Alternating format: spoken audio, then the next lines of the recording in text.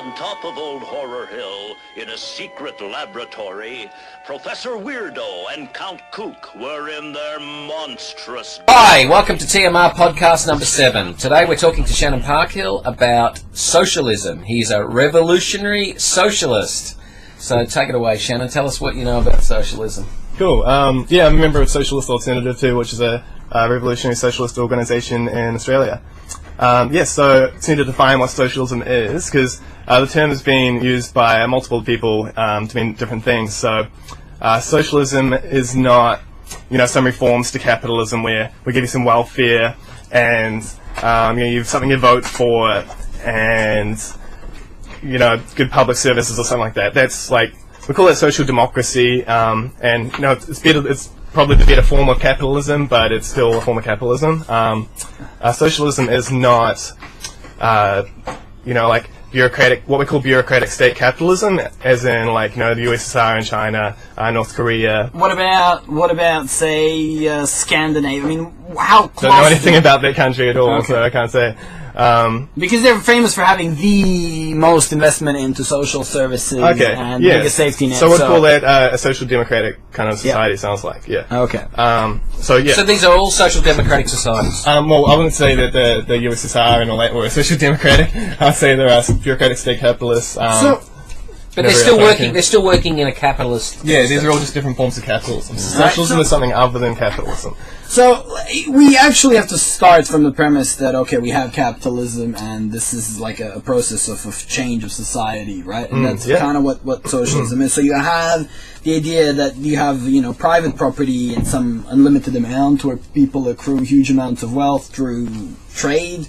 Possibly monopoly and other things. Accumulation through hiring other people to build things for them and selling them. Yeah, and the people who are actually getting, the short end of the system, being the working class. So socialism would be a movement on their behalf to actually get a more equal society, to get a more equal share of the wealth. You'd agree with what I just said? Or I wouldn't say a more equal share of the wealth. That's more of a conservative kind of idea. It would be a completely new way of organising how wealth is produced, how it is distributed, and it would be decided upon by the working class themselves through their democratic organisations. Perhaps we should define what class is, because it is a very central topic to any discussion of socialism. Absolutely. And so class came about when agriculture first came about to allow the creation of surplus. People could create more than they needed. Eventually this resulted in a class which exploited the other. So one class of people originally actually were productive in society. They helped reorganize society and on a larger scale, and were a progressive force, but they started to become ever more self-preservationist and parasitic upon the rest of the population. And so some classes exist only in relation to each other. So a slave and a slave owner, they don't exist about each other. Same with a serf and a lord, or a worker and a capitalist. You're basically saying we have people, they have needs. They've got to provide for their food, their housing, some level of energy, and they get more efficient and better at meeting these needs.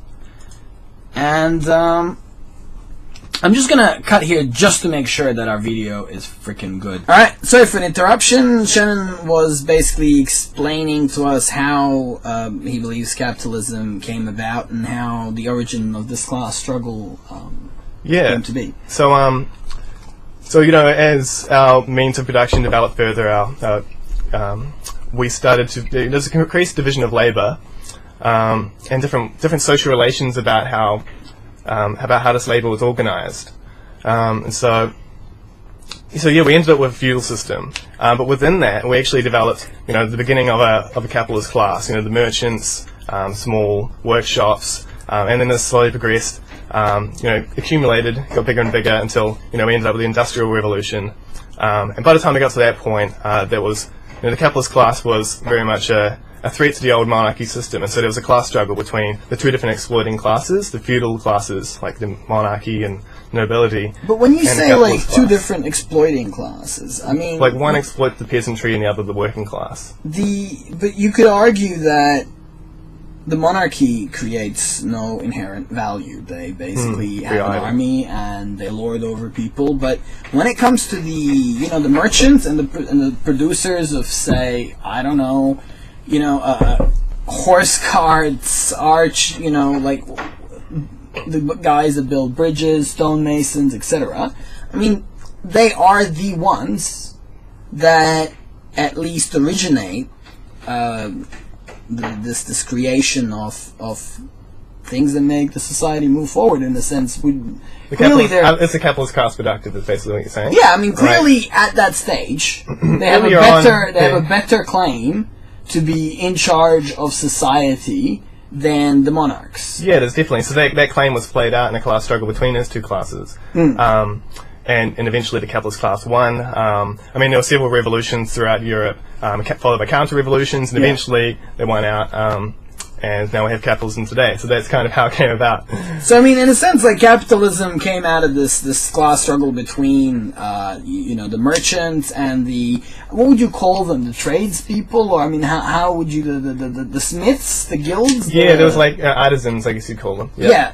The merchants, artisans, and the smiths, and the emerging working class as well, had a better claim and overthrew much of the monarchy, much of the monarchies and kingdoms, where essentially you had a small class of parasites turning everyone into their slaves, and they were producing nothing, and a class that wound up at least having that being the spark of the production in society wound up taking over. And I think what happens is that class perhaps takes their rightful place in terms of managing resources, and then winds up progressively being more institutionalized, more abusive, more exploitative. Yeah, and less productive. And less the capitalist productive, class is obviously going down the same path. Like earlier on, perhaps they worked themselves and hired a couple of people. So they are contributing as much as the people they're working with, and they're getting paid more there. So it's obviously they're extracting wealth from the labour of the people they're employing.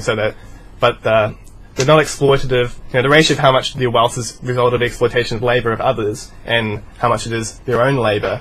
That ratio starts to get more and more out of control until you get like Gina Reinhardt is worth $30 billion, and I don't even know what she contributes to society. That's nothing. That's nothing. She makes me laugh. Yeah. If you want to get on that track, what I find interesting about Gina Reinhardt is that she makes out that she's running a business and she's making business decisions, when all she is a logistics manager, which I could get an Indian courier driver to do the same logistics that she's doing.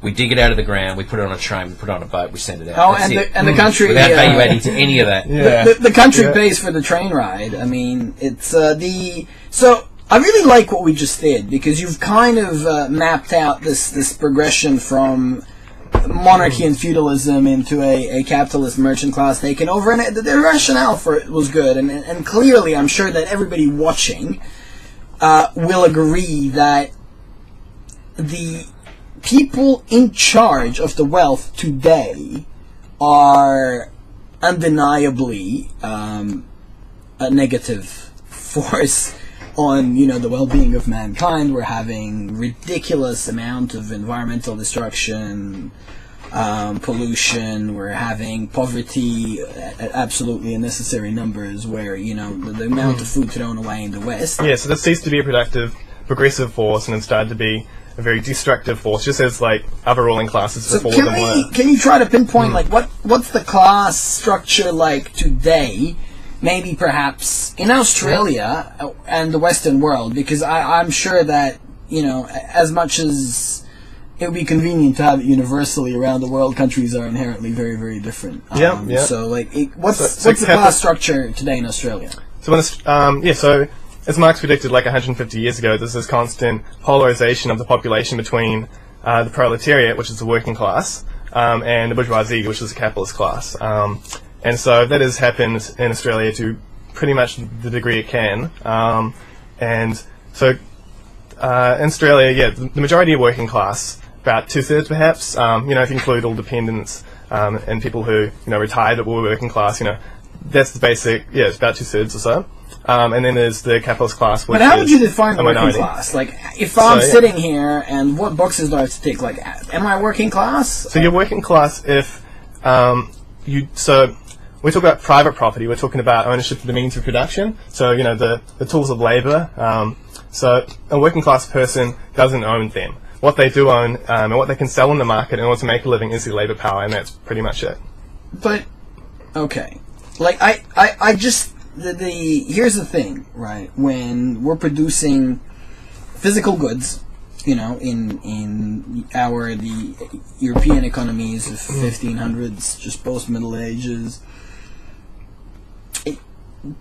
these definitions fit really nicely, like they really do. But today, for instance, like if I do workshops in robotics for kids, like I don't need a means of production. I rock up and I get paid for what I know. If someone is a programmer and a freelancer, that their means of production is a computer that costs $900, that is equivalent to 20 hours of their labor. You get what I mean? There's so much when it comes to means of production that it's not like a sitting bunch of machines or a factory or a plow or a field. I don't think it has to be for you to be working class. I think the fact that all you own is your labour power and you sell it on the market, that's what defines working class. That's what defines. But wait a second. Like a knee surgeon who makes $500,000 a year and can own 4 or 5 houses. I mean, like. He only sells his labor. He may not even own. I don't know of any working class person that makes that much money. Is he like a middle class person? Is he self-employed, and therefore? But all he owns, in fact, he doesn't own his means of production. He doesn't own the operating theatre, the hospital. Is he self-employed? Is he running his own business? No, he's selling his skills. He's being paid to perform surgery. But yes. No, what I'm trying to understand is he.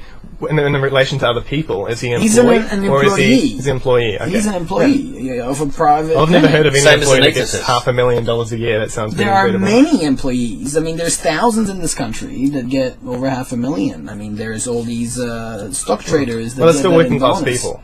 And obviously, for them to get paid $500,000 a year, they're producing more value than $500,000 a year. Yeah. Otherwise, they wouldn't get paid that much. But So there's do still you that see surplus value. You see the abstraction here? Like, I used to work in a... I think it's still quite objective, though. Like, whether or not you're getting paid the full value of your labour, it's still pretty objective, I think. But we're talking about, like, class struggle and class consciousness. So the idea is that, we feel like working class and we're together. And my point is that the scale is so sliding that to put an arbitrary division of who's working class and who's not, and who's, middle class and who's capitalist class. I mean, let's say... I thought my definition pretty much holds. I don't see where it doesn't hold. Well, like it doesn't. It doesn't relate hold to how much you earn a year is completely irrelevant. That's absolutely irrelevant. It's completely relevant. Because, there's still an exploitation going on there. It's the contradiction between the people who are exploited and the people who exploit. That's the antagonism. Now, here's the problem. Here's the problem, right?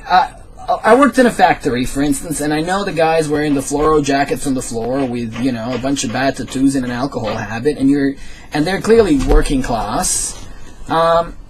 But somehow your definition puts them in the same category as the engineers in the next room, and the same category but what they have in common is the same thing. They don't have control over their working lives. They have no democratic input. Wait a second. They don't decide when they work, where they work, and even if they do, it's still...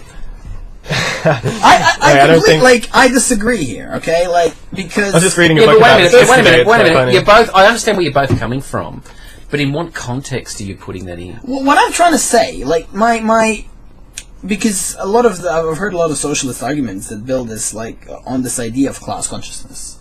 I've heard the words class consciousness used, so therefore, we are the working class, and we all have, we're in this together type of thing.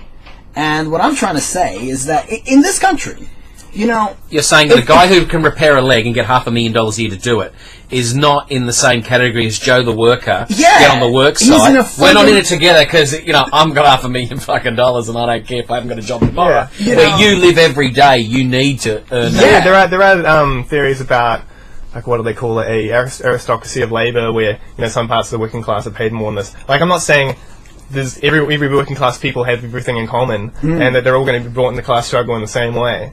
It's not what I'm saying. Yeah.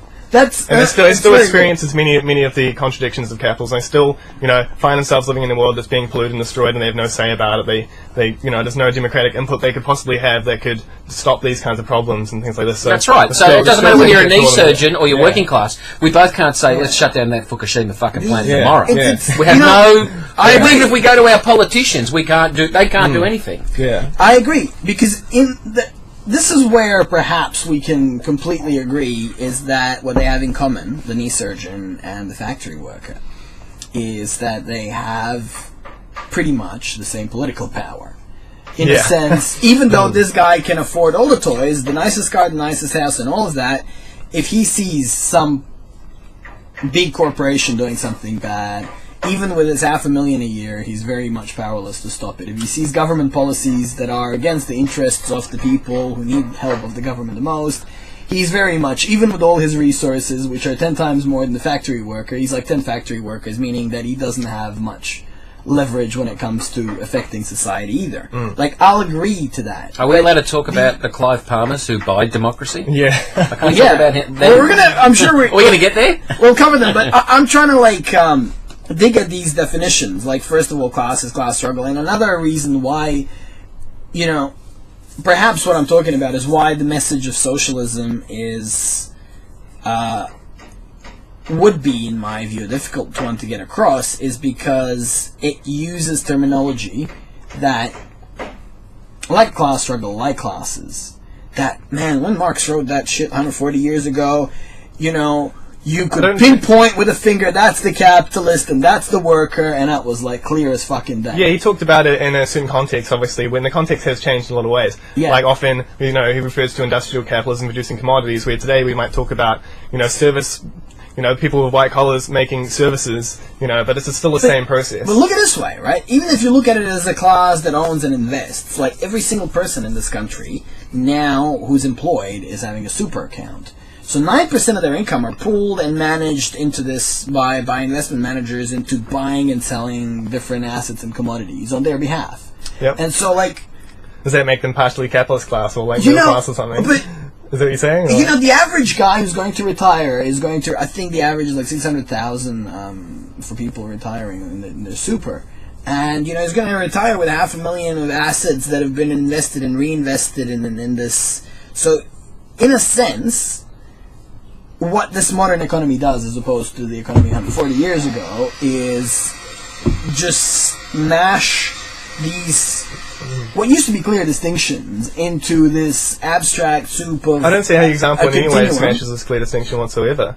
Like the fact that he puts his money away while he works, and then when he retires, he gets that money back. Well, it's not exactly that. That money, right, is chasing out investment opportunities around the country doing the capitalist thing, and it's that having a bit of money in the bank that gives you an interest, pays you interest on itself, doesn't make you doesn't take away that you're a working class person in any way.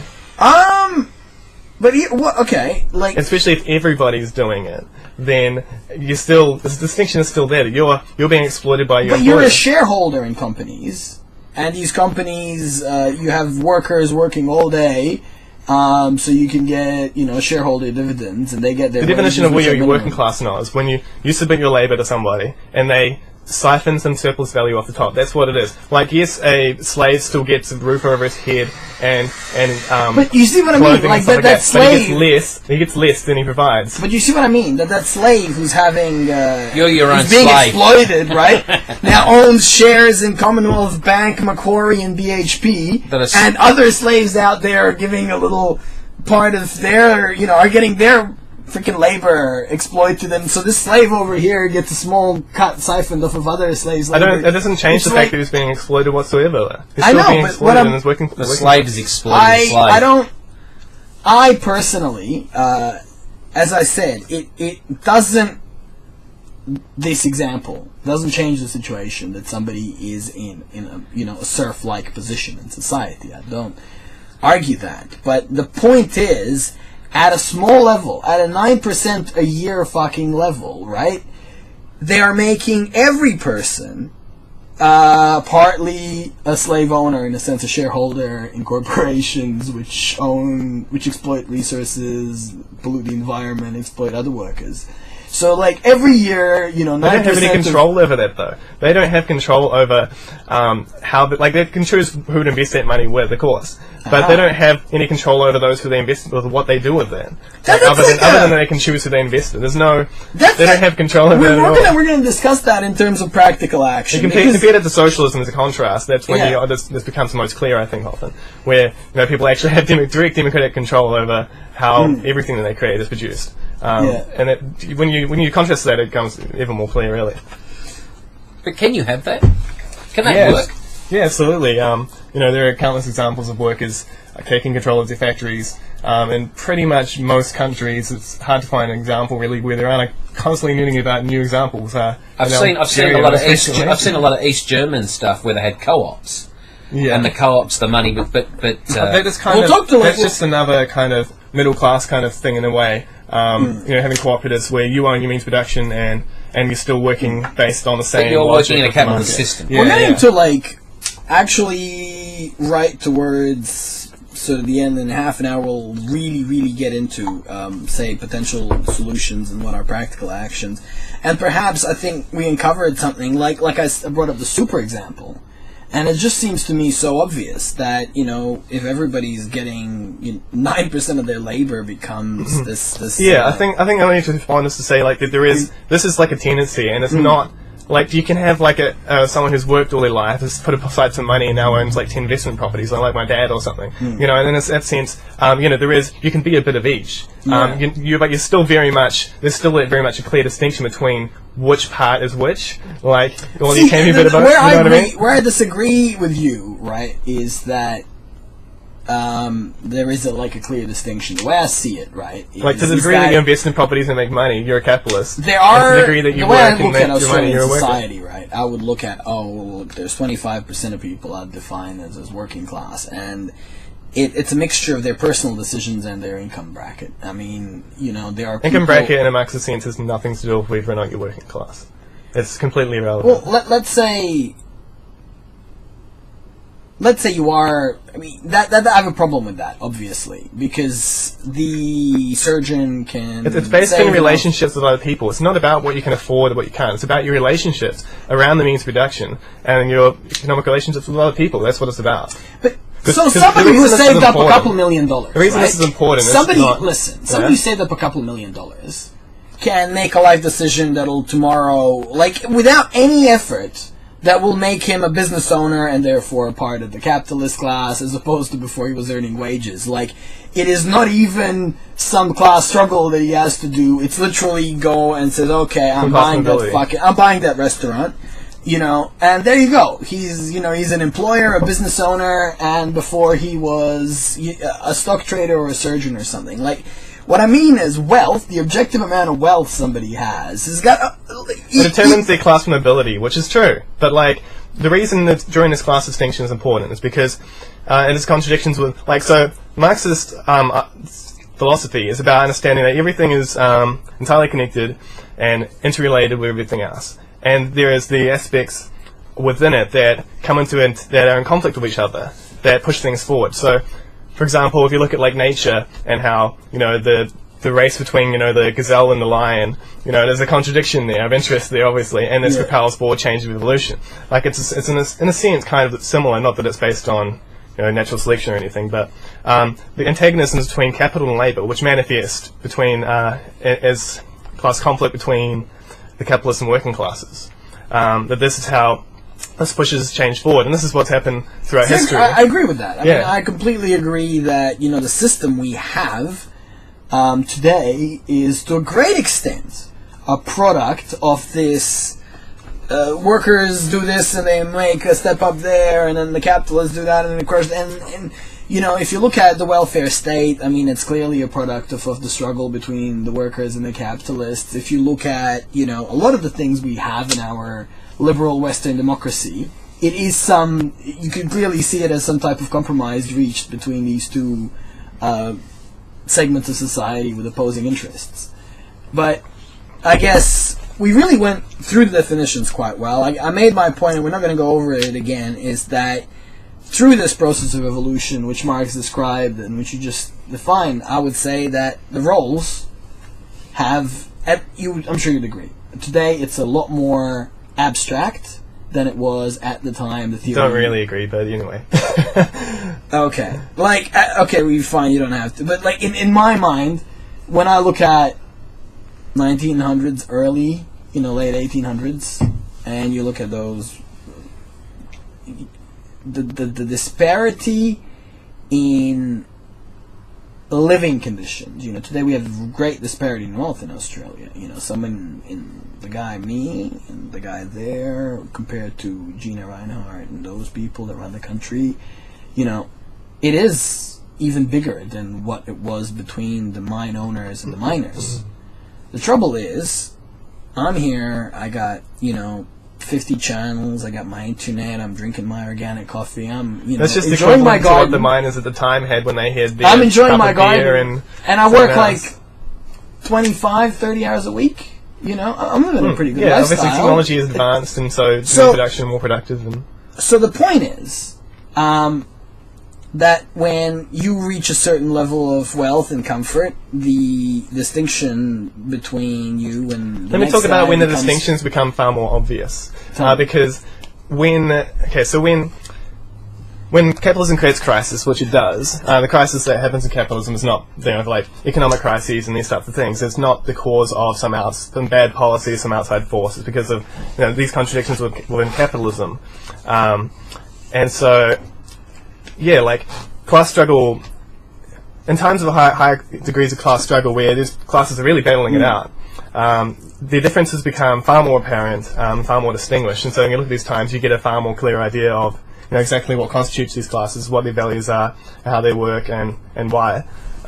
Great Depression, 2008 crisis. So there's a great number of times to really talk about. The last kind of biggest class struggle around the world was in the late 60s and early 70s. You know what? This is going to be our very next topic. I just want to ask you two questions on the kind of philosophical perspectives.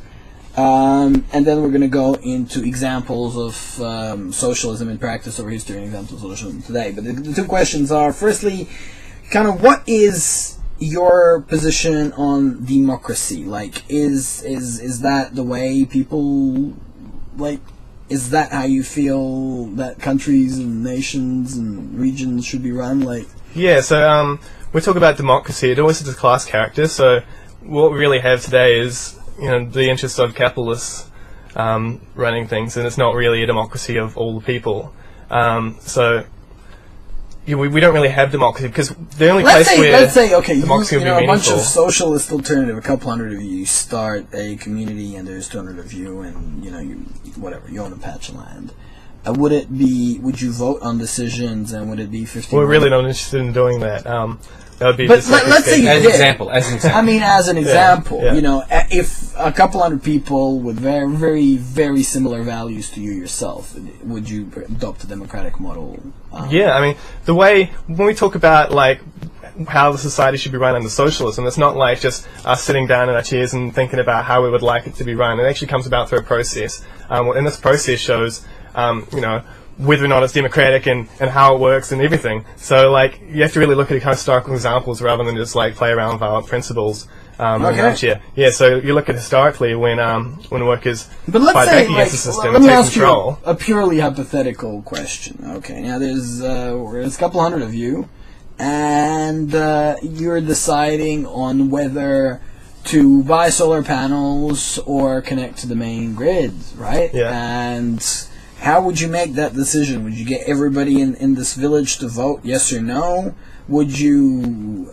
there's not any, like, the way that how decisions will be made will come back quite organically through the process of struggle, and they'll set traditions about how we make these decisions based on what worked in the past and what didn't. Like, it comes through about the process of struggle. It's not just... Again, it's kind of the same answer, really. Well, like, if through the process of struggle everybody listened to Jimmy, then that's a valid... But what about if Jimmy didn't know what a solar panel was?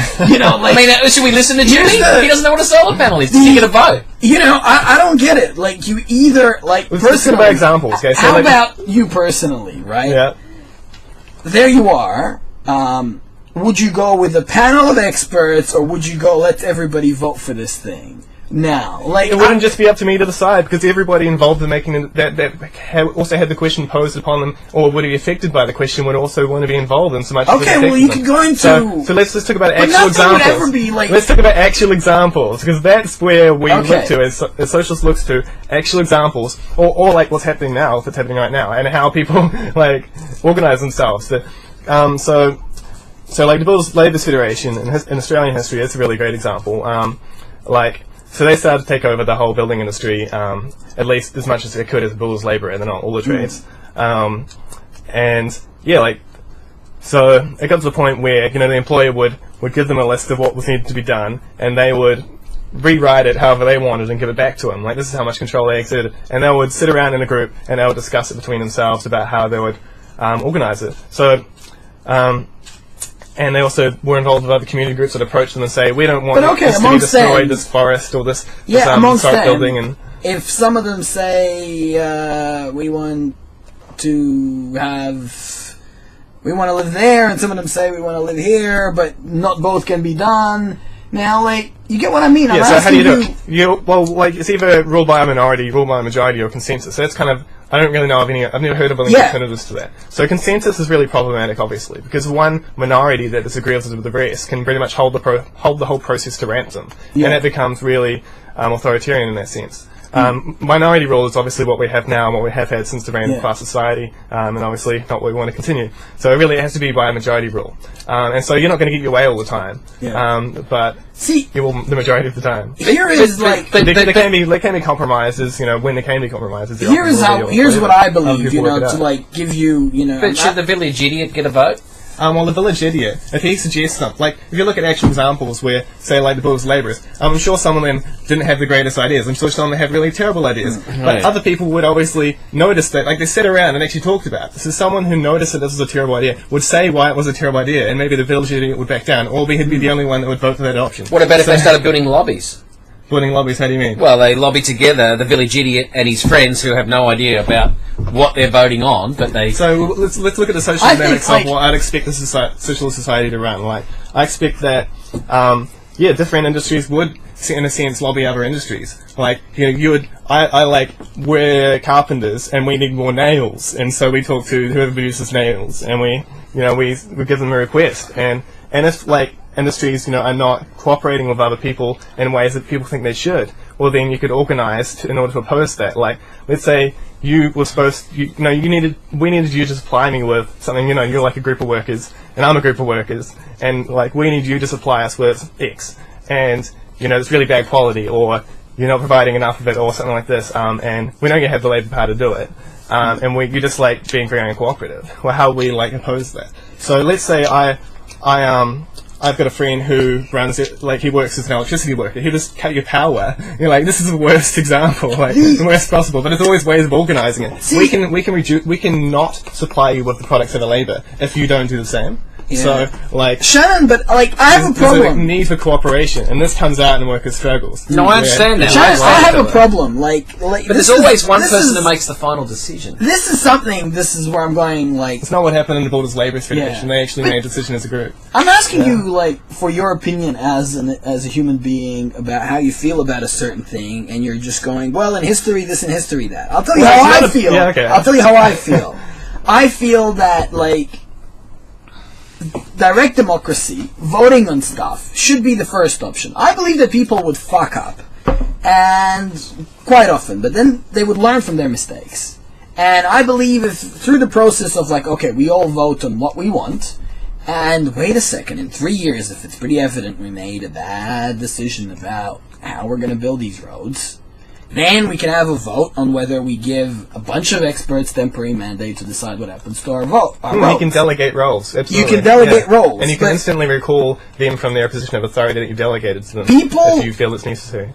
Like, the primary option, as I'm saying, this is my opinion, the first, if you're going to make a decision as a community, like, ideally over a couple thousand people, perhaps even you could scale it up to a nation, you should be like, okay, let's have this to a vote. And I think an option on that vote is I do not have sufficient knowledge to provide an opinion. I would rather appoint a panel of a bunch of people who do, or I know I believe that. Yep. And if it comes down to, you know, outsourcing your thinking about something is how the world got messed up. And I don't believe that that is a solution. I believe that at every stage, people should have an opportunity to take the power back and engage in a very direct they should. And that's what happens in socialist struggles. They always have the opportunity to take the power back. But see, I gave you an answer. I said, first option, you vote on everything. You can abstain your vote, you could delegate it, but no, when something big comes up, should we join the war in Syria? Should we build a fucking NBN? Should we increase or decrease the fishing quotas? You know, big decisions in a state or a nation, ideally, I believe that government doesn't function once you stick over 50, 60 million people under type of one bureaucracy. I don't believe. I think. Well, we don't believe we're against bureaucracy as well, for sure. Sorry? We're against the bureaucracy as well. Yeah. So, but my answer to that is pretty straightforward. Direct democracy, first option. The only way anything other than direct democracy can come into being is if it is voted into temporary existence via direct democracy. That's how I see it. Like, not, well, organically people will come up with that as they struggle, and as they struggle they will come up with that. But that's like, I gave you an answer. I like your answer. That's one way of answering the question. But I think, like, realistically, you actually have to look at the struggles and see what people came up with. Because they were actually in this situation. They're all the possible ideas, like people like you gave your idea, someone else has his idea. Everybody has their ideas, and they all come together, and it works out. And the fact that it does work out is important. Here's with this. Now we can vote on the internet, it'll take us 30 seconds. Fuck, man. Those people in the 40s, they couldn't get a million people. And the fact that they could organize even without this technology means that today we'll be able to do it far, far better. No, I would say... people weren't even literate in Russia when the Russian Revolution happened. And they still managed to take control of the production. Yeah, like for a weekend, and then, you know, like fucking totalitarian. So now we've brought it up, I might as well talk about how the generation of the worker state happened in Russia. You know, secondly, last theoretical question, you can answer it, like, quickly. Do you believe that humans have inherent inalienable rights, or do you believe that communities should decide, or countries, or whatever, but do you believe that collectively, at some level, we should decide who has the right to do what, or do you believe that there are inherent human rights that nobody has the right to infringe upon? What do you believe those rights are, if you believe so? I think, I could give you my opinion, but I don't think it amounts to anything. I think, there's a reason why, you know, Marx abstained from saying certain things about, you know, what a worker state would look like, how it would run, because he didn't know. Like, it wasn't until 1871 when he actually saw the first worker state in history, which is the Paris Commune, and was like, oh, so that's how it's done. Like, which proves he was right, that this, you know, that the processes he understood about capitalism, how it would result in a revolution was correct. And he didn't know about how, you know, people would organize politically, how they would make their decisions and stuff like that. My question is very concrete. Okay, but, I live in this freaking house, and through it, how the people would decide to make decisions, they would decide on questions like the one you posed to me. You know, it's not me to say. What do you think? No, that doesn't make sense because you asked a question, does a person have the right to make their own decision, right? Yeah. Based on... People will decide for themselves whether they have the right to make a decision. Look, the wait a second, like, here's an example. Right now, it works great for the capitalists, because they are in power. When the working class are in power, it works great for them too. They organize it how they need to. No, but like, let's say that people, I have a right to property, and if I own this house, even if there is, you know, 10 trillion... Even if there is, like, water supplies under my house that the whole city would benefit from, and you can only reach it through my house, do you believe that at the end, while I'm alive and I have a deed to this, it's my prerogative to do with it as I want, or do you believe that, you know, a majority of people can say, well, no, get the fuck out of your own house, we'll give you a fair price for it? Like, well, you know... Do you think that there are unlimited... I think the question gets a bit distorted when you look at it from within a capitalist society as we are now, because things run by private ownership. And so, you know, things are looked upon as, I'm sitting on some ground that has an asset in it or something, and that's mine to decide. In a society where people have taken democratic control over the means of production, I don't think our attitudes about it will be quite similar. People's values through a revolution change. Marx talked about this as, getting rid of the muck of ages, getting rid of like the old ideologies and the old ideas that were really a result of living under capitalism. Like a lot of feudal kind of ideology, the ideology of the divine right of kings and all this. This wasn't completely rid of in the society until the revolution, through the process of challenging that, helped people get rid of those ideas. So I think after a revolution where workers take control, values and point of view would change in such a great degree that I expect probably you wouldn't have a problem with it in the first place in letting people use this, because you would start to find that it actually benefits to you, and that you need people to cooperate with you. And if you're living and sitting on some gold mine that is going to be a benefit to everyone, you're not letting them use it, like, people are going to think that you're a dick, and it should be I right agree to think with that. you. Like, And that'd be right to think that, but at the end of the day, But I keep, every time you bring this subject up, right? Yeah. And people's values change. Straight away from the capitalist thing, right? I own it, I have money, I have power, I can protect what I own because I have the money to do so, right? But as soon as you start talking about socialism, I get this idea in my head that, someone's going to make a decision here and there's going to be this stratification. You're the worker, I'm the middleman, I'm the... I always keep thinking that those values would change back into that order. Now, the only reason why I got a job in an office... I don't know. I got in the tourist resort where we're going to send all the workers when they're tired to the tourist resort. I get to manage that every day of the week. Is because my father is on this social part of the peg up to the point of, let's say, 6 men making final decisions on world events. Right? Let's say that I always think that socialism always comes back to that stratification all the time. I don't think it does. I can't really find examples. I don't know why, but it just feels like that. Yeah, if you look actually at the history of the struggle, it's always been like even in Russia, Lenin only had any say of anything and any influence because all the workers were armed. Like the state became completely decentralized in a sense. Like it was centralized, but didn't he get rid of all those arms? Stalin did, yeah, but this is after the workers' state was already defeated. Oh, this is well after the revolution, counter-revolution had already, the revolution was pretty destroyed. But earlier on, there's no way Stalin would have been able to come to power. No fucking way. Yeah. But, the question was about inherent human rights. You brought up, guns. I brought up property. I don't know. It's... The way I see it, right, is at some stage, you've got to draw a line somewhere where, no amount of agreement to a majority can ever infringe on somebody's rights and freedoms. So if he technically... I believe in property insofar as it's good that you own the land that you live on if it were a house. I don't believe that you have a right to own a mountain range or that you have a right to own half the minerals in a country. And I don't believe... that's the distinction between private property and personal property. I think it's a distinction needs to be made. But I do believe that, let's say you built your father built a house right there, and if there's something important under your house, well, look, frankly, if we can... Personal property, house is our personal property, that's his personal property. He will do with it what he wants, that's his freaking human right. It's likewise in free speech. I don't care if somebody is going on the street, so long as they're literally, you can intrude on other people's privacy. If you want to publish an essay on the internet or try to write a book promoting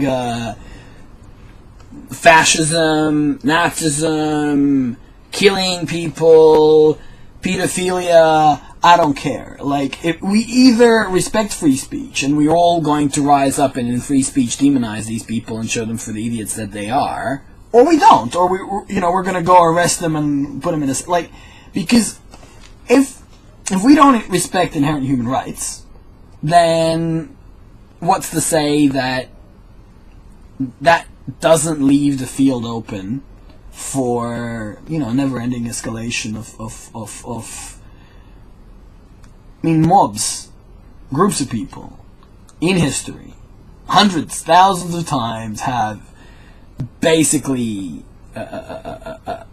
deteriorated in terms of their values, their morality, and what they did. Like French Revolution, brilliant ideas, freedom for the people, self-determination, getting value-free labor, da-da-da, but it went down to the point where they were cutting heads of hundreds of thousands of people, even remotely associated with the aristocracy. Oh, and then their previous friends became enemies, and they were cutting their heads because they were clearing the... You see what I mean? Like, if you have no right to... sort of, to kill somebody. It doesn't really come down to our values and what we see as our principles, and because I'm really talking about the masses taking over control of society. I'm not talking about masses. I'm talking about... So what it comes down into... the masses... Yeah, what are their principles? That's what's important. How do their principles come about? How do they develop, and how do they apply them? And again, you can only really... we can speculate about that all we like. But... Because that's what's important. What we think is irrelevant. We're talking about the mass, actually all the people, all the working class. And what are the values that they develop in their position as a working class person, struggling against the system and trying to overthrow capitalism? What are the and how does that apply? And you can only make any argument about that. That matters. At some stage, if masses start rising up, and let's say there's 50 different scenarios, in 2 scenarios, their values may be genocide. And you're saying, well, whatever values they come up with, it's Okay, so you want to know, we need to actually have an analysis and a basis for analysis of where values come from and how these values change. And it actually really relates to their class position. So when you're challenging capitalism, you necessarily have to develop more cooperative values because you're under this oppression, and the only way to fight back is to unite, and the only way to unite is to cooperate, and the only way to cooperate is to listen to what other people say, and actually respect other people's opinion and work together. So that's why these values come about. It's not just arbitrary, and you can, we have no idea what values are going to come about. You see, here's my thing. My way of, initiating social change is... Here's who I am, here's what I stand for, here's what I do about what I stand for. You can do similar or different or copy some or whatever. But I think that if you're advocating a change from the current system, that change comes with values. You may advocate yours and someone else may take up something different. And you may say that most people that rise up are going to have values that are not in conflict with da-da-da-da-da. But this notion of, okay, workers are going to rise up and they'll come up with their own way to make decisions and their own values and this and that. I mean, I don't know. I'm just, that's just, yeah, if you want to, what the fuck is your position? If your position is...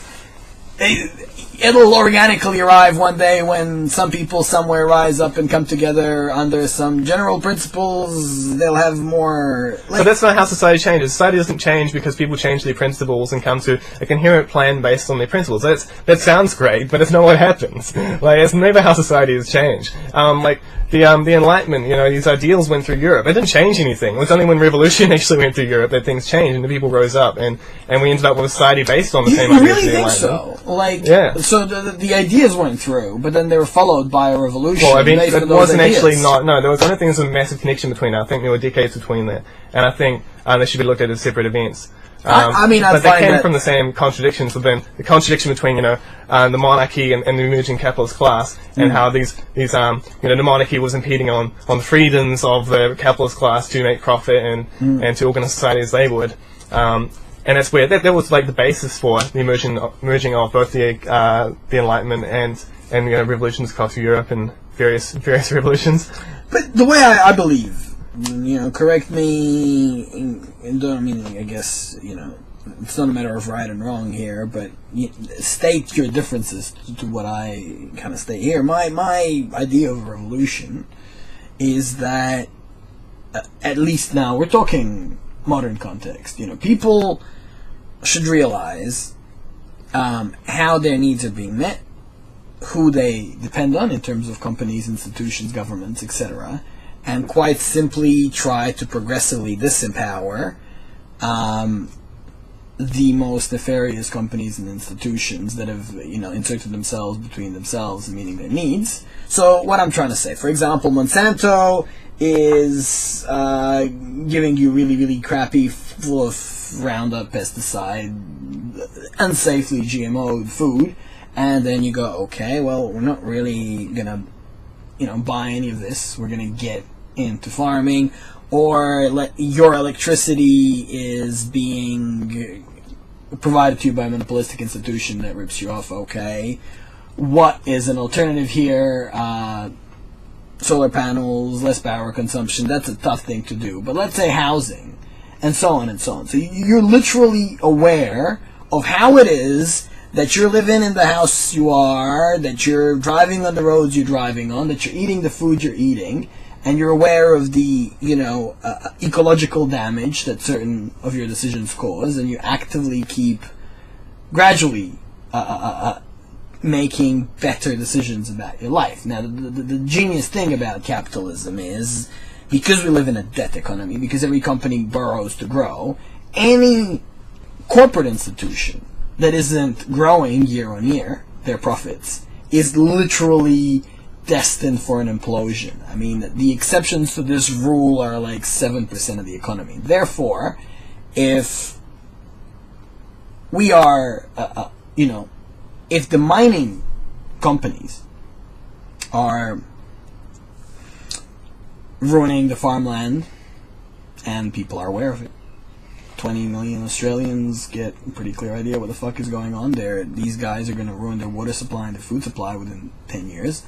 Well, maybe they'll take some active steps to take control of that super, which they can, and invest $0 in mining companies, in which case, by the time 2 million Australians do that, those companies would fail, and all of a sudden, the next set of criteria. So, I mean, this even within capitalism, you have struggles between certain aspects of the working class and certain layers of the capitalist class that power over certain industries. Yeah, I mean, the average person, if merely, what I'm trying to say, how revolution comes about, merely with an awareness of what the fuck is going on, forget you have money, power, leverage, no.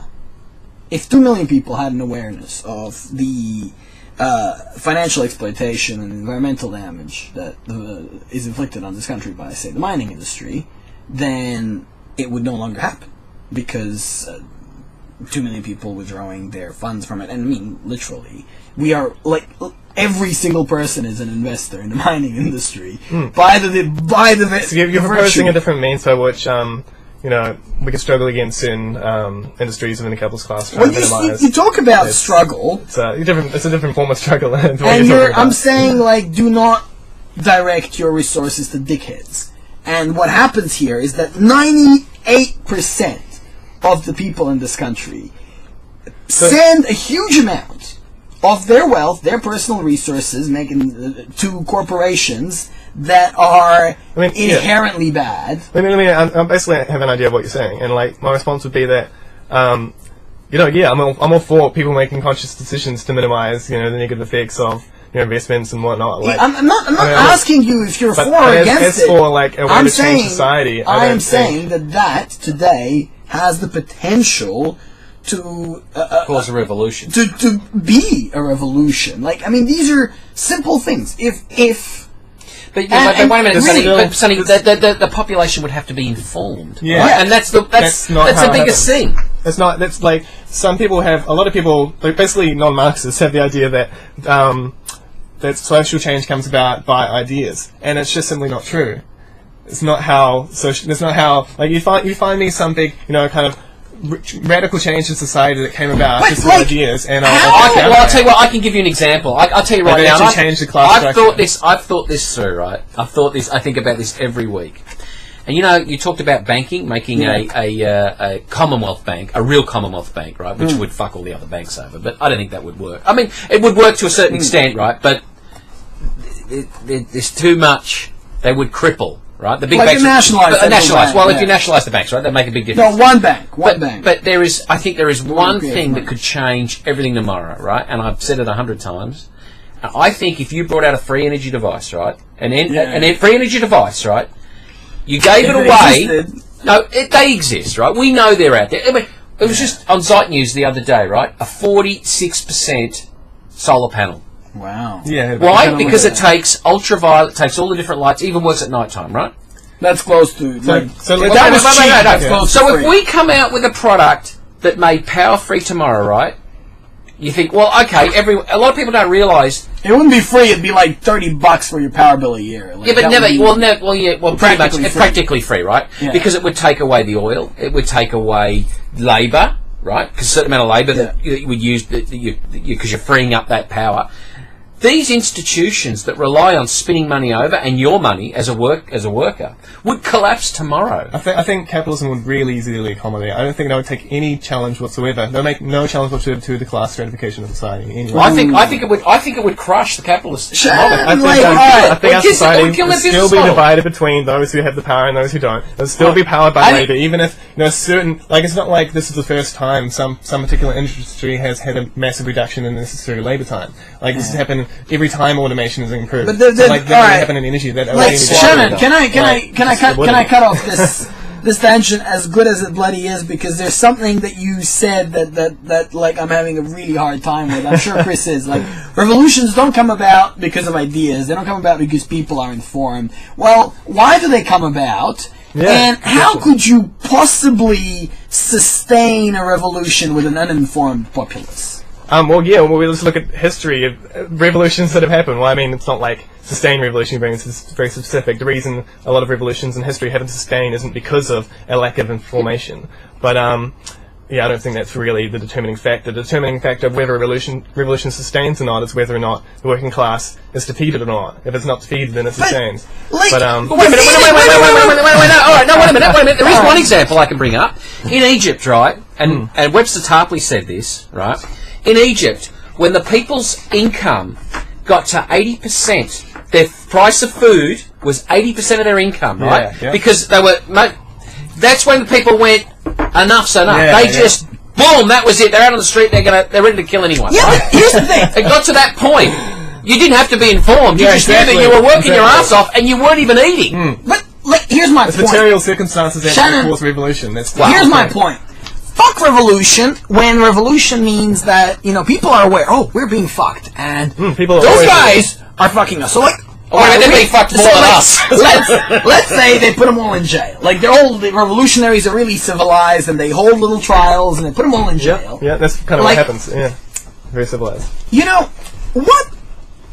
What then? If these people are not informed about the actual mechanisms by which they were being screwed and the actual mechanisms... You don't need to know the mechanisms by you're being screwed. What the working class needs to know is how to run society. And they do. They do it. They're already doing it. They're just not having any control over it. They already know how to run society. Like the plumbers, they know how to plumb. The builders know how to build. Like, we know what we're doing already. It's just a matter of people getting together and actually making the decisions in their interests, rather than in the interest of the capitalist class. No, they know how to plumb, right? But, see, the average plumber... That's what the plumber needs to do. He doesn't need to decide, invent some new system of banking or something. No, he just needs to plumb. I'm not saying he needs to understand the system of banking, but he needs to understand a whole lot more than plumbing, is what I'm saying. And I'm saying this with definite certainty. Otherwise, he'll be a pawn to the next system like he was a pawn to the previous one. Because...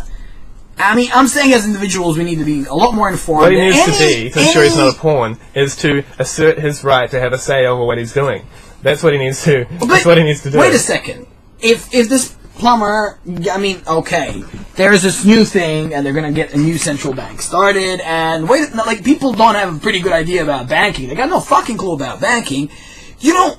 How quickly until a small elite of people set up a system that's going to scam everybody yet again, whose effects are long range and they won't be felt for another decade. In a capitalism, that's already happened, and we can't do anything about it. In a social society, you have control over what you're doing. So these people, you know who they are, right? You say you know who they are. Well, we're going to cut off the electricity to the house. We're going to cut off the water to their house. We're going to boo them on the street. They're not going to get anything. We're not even going to give them food. Like, how long are they going to last?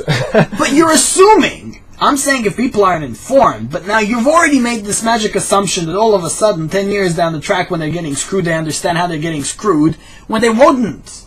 People who got screwed by the Federal Reserve, 98% of the population had no idea why they were getting poorer by the day. No clue. That's how they got fucked, because they didn't know.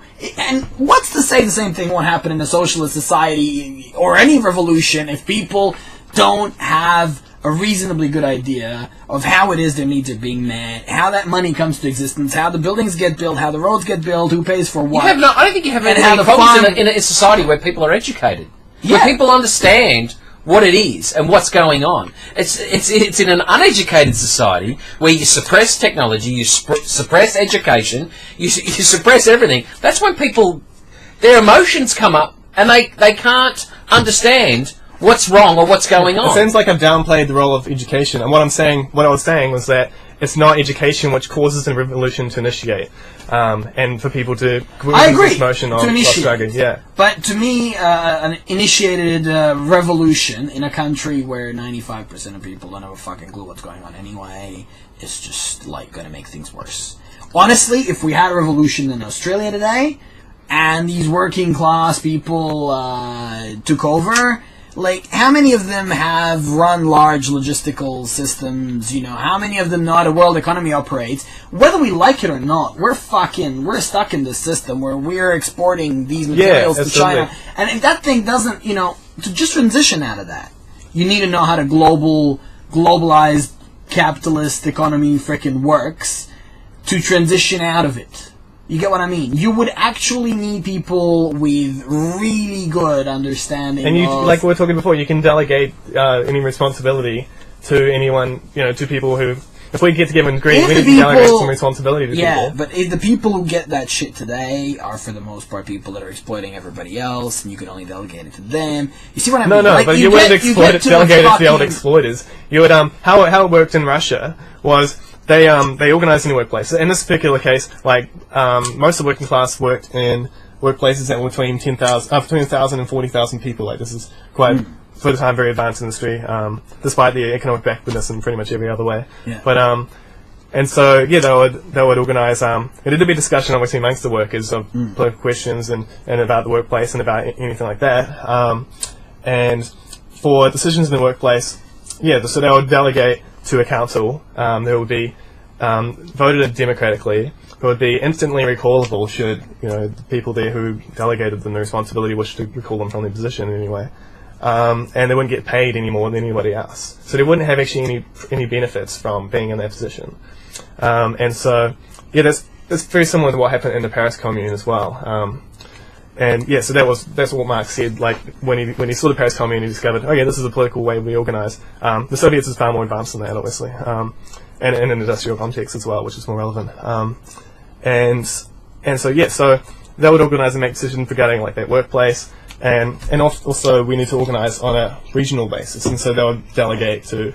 You know, there was like a Petrograd Soviet and an all-Russian Soviet, and, you know, Moscow Soviet and so forth. I don't know, like, to me this still doesn't, like, okay, there's mechanics in how the work is organized and I'm sure that, you know, Paris Commune, something like that, like, I do think that at a smallish level, meaning one city, if people are some type of active democracy, some type of sharing of resources, if people are actively involved, you could pull something like that off. But let's say Egypt, right? I mean, if people had the political understanding to know that, wait a second, it's the military that runs the show. Yep.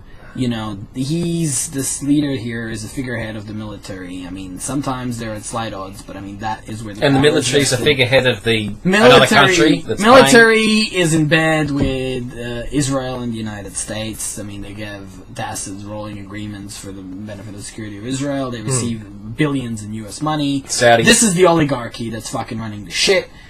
If they went and removed the whole oligarchy as opposed to just him, there'd be no problem. But people didn't really get it. I'm hungry, and this fucking Mubarak guy, he's the leader, and I'm fucking hungry. He's going down, but so through the process, they're still hungry, and now they realize something. Now they realize, okay, it wasn't just that, and they're learning through this process, the process of struggle. It is actually a teaching process, and it doesn't always happen. Like, for more advanced people to say that, you know, a bit more understanding of actually, you know, what you just said, basically, which is correct. Like, and trying to, you know, spread this understanding, like, that's obviously necessary and helpful.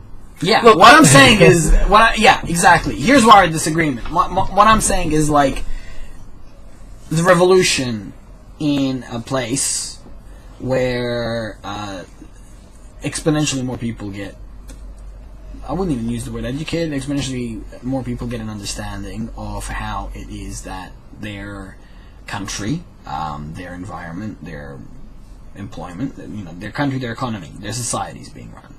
So if you get a reasonable understanding by an ever larger number of people, very peacefully, without any drama, informed people can, especially in a capitalist system, I'd say one of the best things about the system that we live in is that the same mechanism that keeps people running, the treadmill, keeps people exploited, like the debt system, makes all of these mega corporations and institutions so much more vulnerable, because the banks are leveraged 30-1.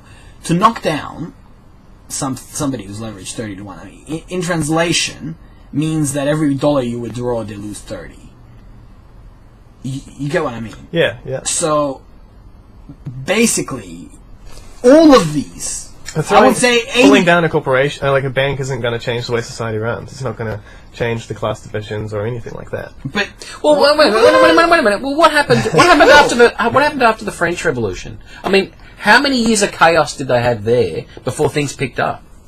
Before people were eating cake again? It's not something I'm really well educated about. After any revolution. Yeah.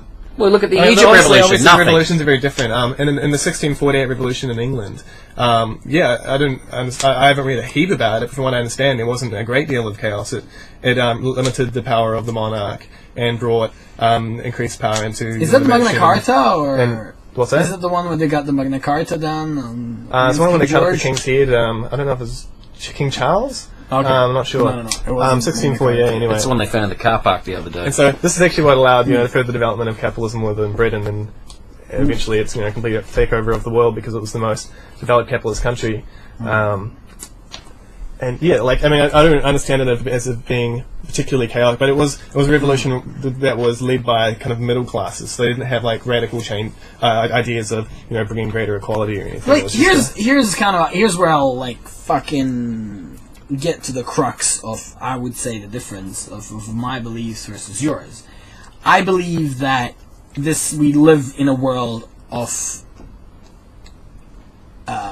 where the central problem is people not having an understanding about how their lives are run for them. And you believe that the central problem is that people are exploited by a small number of, that there is an exploitation. Yeah, that's kind of how I put it. But on the other hand, everything's interconnected, and it's not that there's a central problem. It's that there's a historical process that is unwinding through the contradictions that are constant, through which society is constantly changing, and we're finding a lot of problems in society resulting from the lack of transition to the next economic model. Just as under monarchy we found a great deal of problems. But here's your problem, Shannon. I ask you a question, is this what you believe the problem is? And you go on 5 minutes of talking on general principles. Yeah.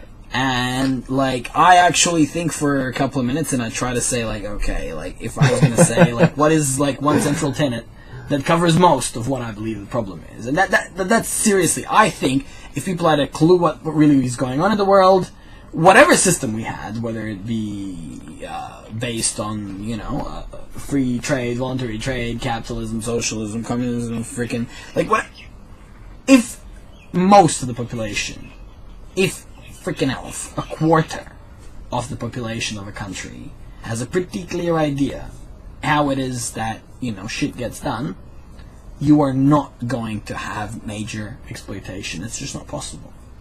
It's not going to happen. And if you increase that gradually in a rich Western society, there's so many resources, you would just start to see the most exploitative aspects just dying. Yeah, if you look at the Communist Party of Australia, they had a bit of a mixed legacy because they were ideologically kind of Stalinist, and later on split and became all Maoist. But anyway, a lot of their actions involved in organising the working class were actually really progressive. And yeah, they reached, I think, 16,000 people at their peak. The government was ready to try and drive them underground. And they were massive instigators just by having like a couple of dozen of their members within one particular like industry and in the union there, and organising the workers there on the ground against fighting against like decreasing the rate of exploitation by fighting for higher wages and giving workers more of a control over their working life by in the Waterside Workers Federation, which nowadays is the NUA when it merged with they started to boycott cargo to certain countries in order to try and like boycott South African apartheid, or to try and help with national independence struggles around the world against imperialism and these types of things. Like they had a really significant effect, and now we're only like 16,000 people. So yeah, like absolutely having a small group, and the bigger the better. They don't have to be organized or coordinated or call themselves the People's But you do need to Federation or organise, anything. because the capitalist class is organised to suppress any change. No. What I'm trying to say is, look, organized, you have more leverage. But I'm trying to say that this doesn't. It's not even a requirement. In my view, it's not even a requirement. It's a booster. But if people know if people understand what Woolies and Coles do, and they just go, okay, like I'm going to find that local farmers market or some other market or Springville or this market or that market, all of a sudden, this model of how we get goods to people via massive bulk buying from huge producers and knocking down prices and essentially forcing them into like cutting corners, using more pesticides, more industrial methods, and so on and so on. Like, you start off this chain reaction which changes, Have you got a historical precedent of this? Because that, to me, is kind of, like, really central in either proving or disproving the validity of this as the way to change, how society runs. Because if there's no historical precedent, then obviously there's no contradiction within capitalism which is leading people to do that. Okay, like, historical precedent. Well... Like, I can think of like certain isolated single issue and certain a minority of the population that organises as individuals to make conscious decisions about their consumption, things like this. But I don't know of it ever like completely challenging the whole means by which society is organised or anything like this. Let's say like if you look at say the Bolivia and their water system, it got boiled by Bechtel. This is South America, isn't it? Yeah. And the country it wasn't the government who had no policies of stopping international corporations. It was literally that their water that used to be owned by them now got owned by a corporation. Through the World Bank. Fine, no worries. And gradually, 3, 4, 5% a month, the water bill started going up and up and up and up and up and up, and people just went, okay, fuck this. We're like, that's class struggle. That's what I'm for. It doesn't always happen in the workplace. But it's not the only place it happens. It has to happen in the workplace if it's going to provide an alternative type of society, but it can happen on the streets as well. And they're related. The trouble is, you're right. I'm trying to find historical examples, and other than, for example, that, say, the share of the market that organic food has in European countries, in the US. Let's say, alright, in Europe... you take that example. It is a good example of consumers, by changing their consumer choices, having an effect on society. Yes. But it's very limited. Like, you're choosing between this form of exploitation and that form of exploitation. Like, both of them are still, by the same logic, exploiting labourers, still making decisions based on profitability. But this is what happens. This is what happens. It doesn't actually challenge the system. You could choose but it does. It does. You can only challenge certain decisions of certain businesses. If this is how you need on a one-on-one basis. Like, if this is how you get your groceries and it's the most exploitative, this is some exploitation scale, right? Well, they're all exploitative. And this is exploiting at like 190, and that's exploiting at 60. No, they're all equally exploitative of labor. They're all equally exploitative of labor. That is bullshit. You can't be equally exploitative of labor. I'm sorry, there's people in freaking Google, and I hate the way Google spies on people and shit, but you can't tell me that the guy that rocks up... Some people in different countries are exploited in different levels than others. But if it's to a... They're not equally exploited! You just said they're exploited to different levels! That's the thing! But they're still exploited to the degree that the market allows. So, like, you know, a different country... you know, maybe they produce, for every hour they work, they produce $60 American of value, and they get paid like 2 of it. And that's the market standard in the area. If you're going to employ someone else in the area to do the same job, they're going to be exploited the same amount, or you'll be paying more. If I work something I enjoy doing, you know, 15 hours a week, right? And someone who employs me gets $10,000 of value, and I get can I just follow up that example I $2,000 of just value? Because it eliminates something. So let's say someone's hired for they pay $2 an hour and they create $60 worth of value each hour. Like someone else that gets hired and is paid $3 an hour, they don't create $60 worth of value an hour. They actually have to sell their product at $90 of value an hour in order to make up. So they're still being exploited by the same amount. Why? Sorry, because why 90?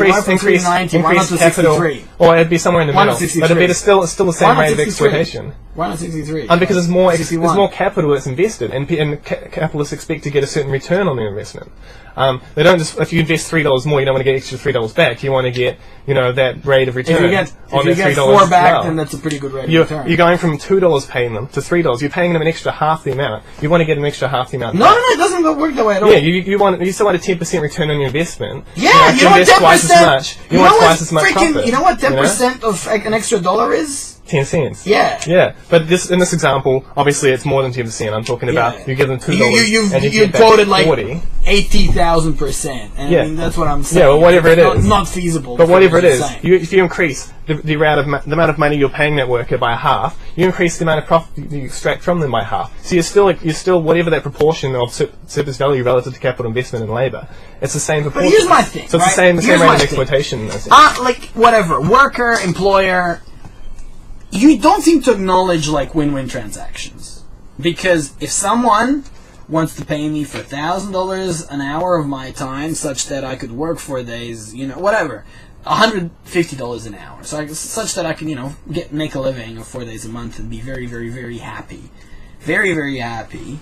Like, if they make 10,000. It's a win-win. And I make it's 5. a win-win for you relative to your other options within capitalism, but as a total, I don't think it's a win-win. I think it is. Relative to your position here in capitalism, it would be. If someone was going to pay you twice as much as anyone else would pay you, obviously it's a win-win relative to all the other options. It's not relative. Every decision is relative to your other decisions in terms of what's a win-win situation. Like if I offer you a cow for $100, someone else going to offer you 2. You're going to see that as a win-win, and this is a win-lose. Like but here's my fucking problem, right? Like if people are living comfortable lives with a huge amount of free time, then the exploitation is irrelevant or something. Then it is irrelevant. I mean, then it's not exploitation. Then it is. Okay, we disagree on the definition of exploitation. Exploitation, in a Marxist sense, is extraction of surplus value. So he's talking about surplus value. Disagree. What he's saying is that you wouldn't be exploited if you only worked.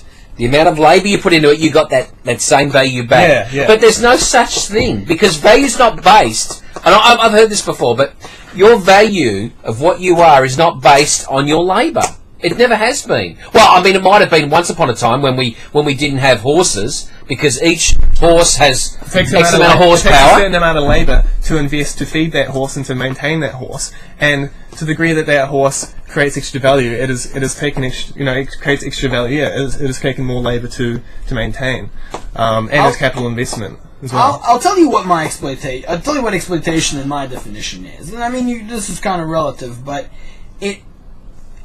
it's not of somebody getting extra value of the stuff that I do. I don't call that exploitation at all. I call exploitation when somebody, I call exploitation. That's the very common liberal definition of exploitation. I call exploitation when somebody is living a shit life, essentially. Like if they're in a job that they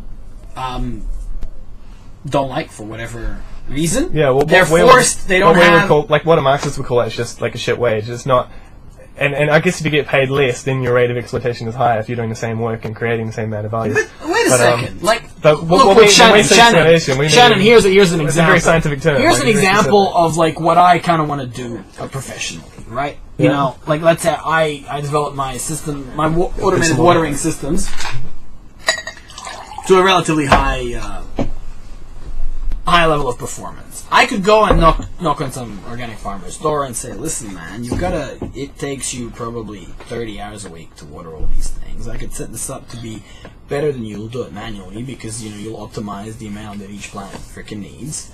It'll be 2 days of work for me. You'll pay me $4,000. You are going to, by any rationale, even if you value your labor at like $10 an hour, you're going to save 4 times that in 1 year. Like, I mean, the notion that somebody's getting exploited here, to me, is ridiculous. Because I'm getting a considerable amount of wealth for a small investment of my time, and he's getting a superior situation than he was previously in. He's delighted, I'm delighted, it's win-fucking-win. And, like, for me to, like, try to understand this like as exploitation is just bending reality to I don't know. It's not exploitation. It's cooperation to be more productive. That's what it is. It's based on a class relationship of who owns the means of production, though, and the person who owns the means of production can pay the person who offers the labor less than the labor is actually worth, and that's why it's exploitation. But okay, so wait a second. I'm the guy that made this business proposal, and I get a higher hourly rate benefit. No, but because he owns the land, like, I'm being exploited. Like, well, why should he own land? How does someone actually own the land? It's like a really intangible relationship between the person and the land that doesn't really exist subjectively. Never mind. Like, but it's all based on his ownership on the land. If he didn't own the land, and you could go there and you could work there and get the full value of what you're producing. No, actually, fuck no.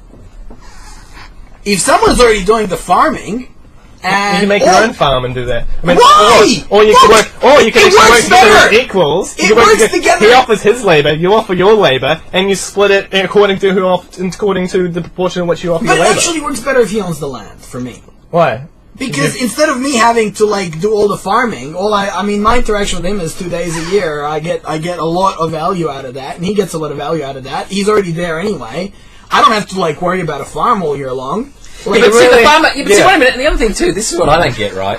Let's say you were equal, right? You supplied the thing, he supplies the farm. Oh, no, actually, no, you got your own farm, you grew your own crop, so now I want a car, who's going to build my car? I got to do it. Actually, you know what this is? This isn't actually about labour hire at all. It's not what it is about at all. That's why you're talking about two, like, middle-class people who own their own means of production that are going on and doing something. It's like one hiring another person, like one business hiring another business to do a win-win transaction. It's quite different to labour hire, to like someone employing other people. It's quite different. It's true. What I'm trying to say is like there is a subset, like you could call it entrepreneurship in capitalism. Yeah, I mean, if it was possible for a society run as it does now, with every person. It's not possible for every person. But what I'm saying is, if it was, then it would. Then I guess it wouldn't be exploitation. What I am saying is that you know, as far as these win-win situations happen, and they do happen. I mean, for instance, I could go. Let's say I have no mobile phone, and I could go to, whatever. What's the name of that? Super cheap Aldi for 40. Plus, I get a SIM card and a mobile phone for $40 and pay like $20 a month, and all of a sudden, you know, for 2 hours worth of my labor, I'm now connected instantaneously with nearly everyone I know. Like, whoa, that just works out so well for me. Like, I am getting so much more than the value that I invested in. You know. What do you do? You worked for 2 hours to make money to buy this. Yeah. So, you know, I'm getting a great return on you know, it's a win. Like, they get money. But that's not what we're talking about when we're talking about exploitation. It's like really an aside to what I'm talking about when I talk about exploitation. What I'm trying to say... feel this is going really anyway. What I'm trying to say is that you have this abstract... we start off with revolutions and how the matter is how to be more informed. And what I'm saying is, even within this system, and you're saying, well, the whole thing needs to go and da-da-da-da-da. What I'm saying, even within the system, you can get a working you could have even business, whatever you want to call it, win-win transactions, business relationships that actually mutually improve people's lives. You could disempower while you could empower certain aspects of it, disempower certain aspects of it, and you're slowly bringing down the worst aspects of the capitalist class. You're kind of so you're kind of creating like a moral survival of the most moral capitalist, kind of creating this new kind of. What I'm saying is like you are in a sense by choosing who lives and who doesn't. Like you are as a capitalist. What I'm saying is that the way that the system, in my view, right, is going to change, evolve, isn't that by a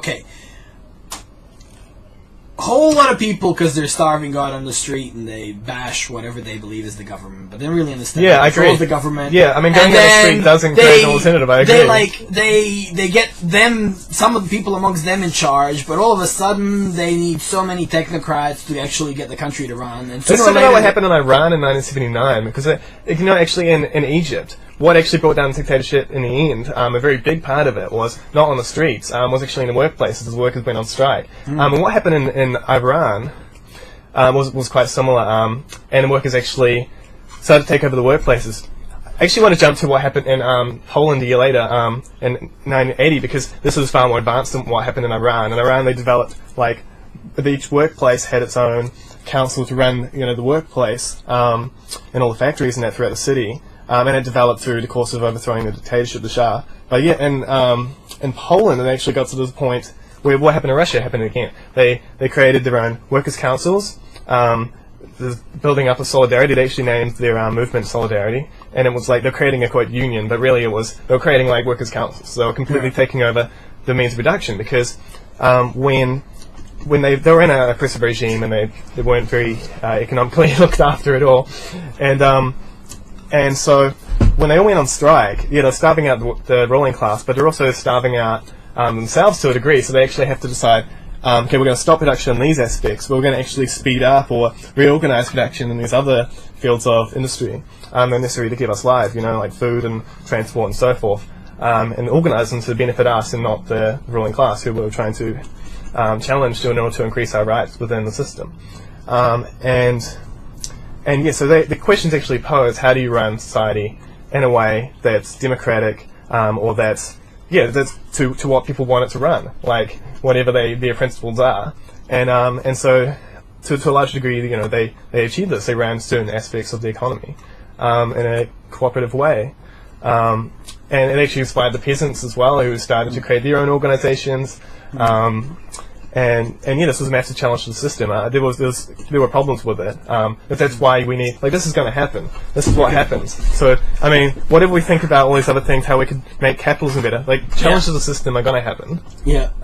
And the thing is, when it does happen, is it going to win and actually follow its complete course to overthrow capitalism, or is it going to be knocked back and fail? And I guess how do we be a part of that to try and ensure it succeeds? I guess what I'm trying to say is I don't see the system what we currently have. I mean, capitalism is a huge part of how the world is run, but I think that it's some type of a mishmash combination of state bureaucracy, of socialist public services, of capitalist, no barrier, free trade, own everything. We literally have a mix of various I used to see it that way. And I just see it as that the mix, if people are more aware, that mix would steadily drift away from, the nefarious own everything. For example, if work out Monsanto or something. I mean,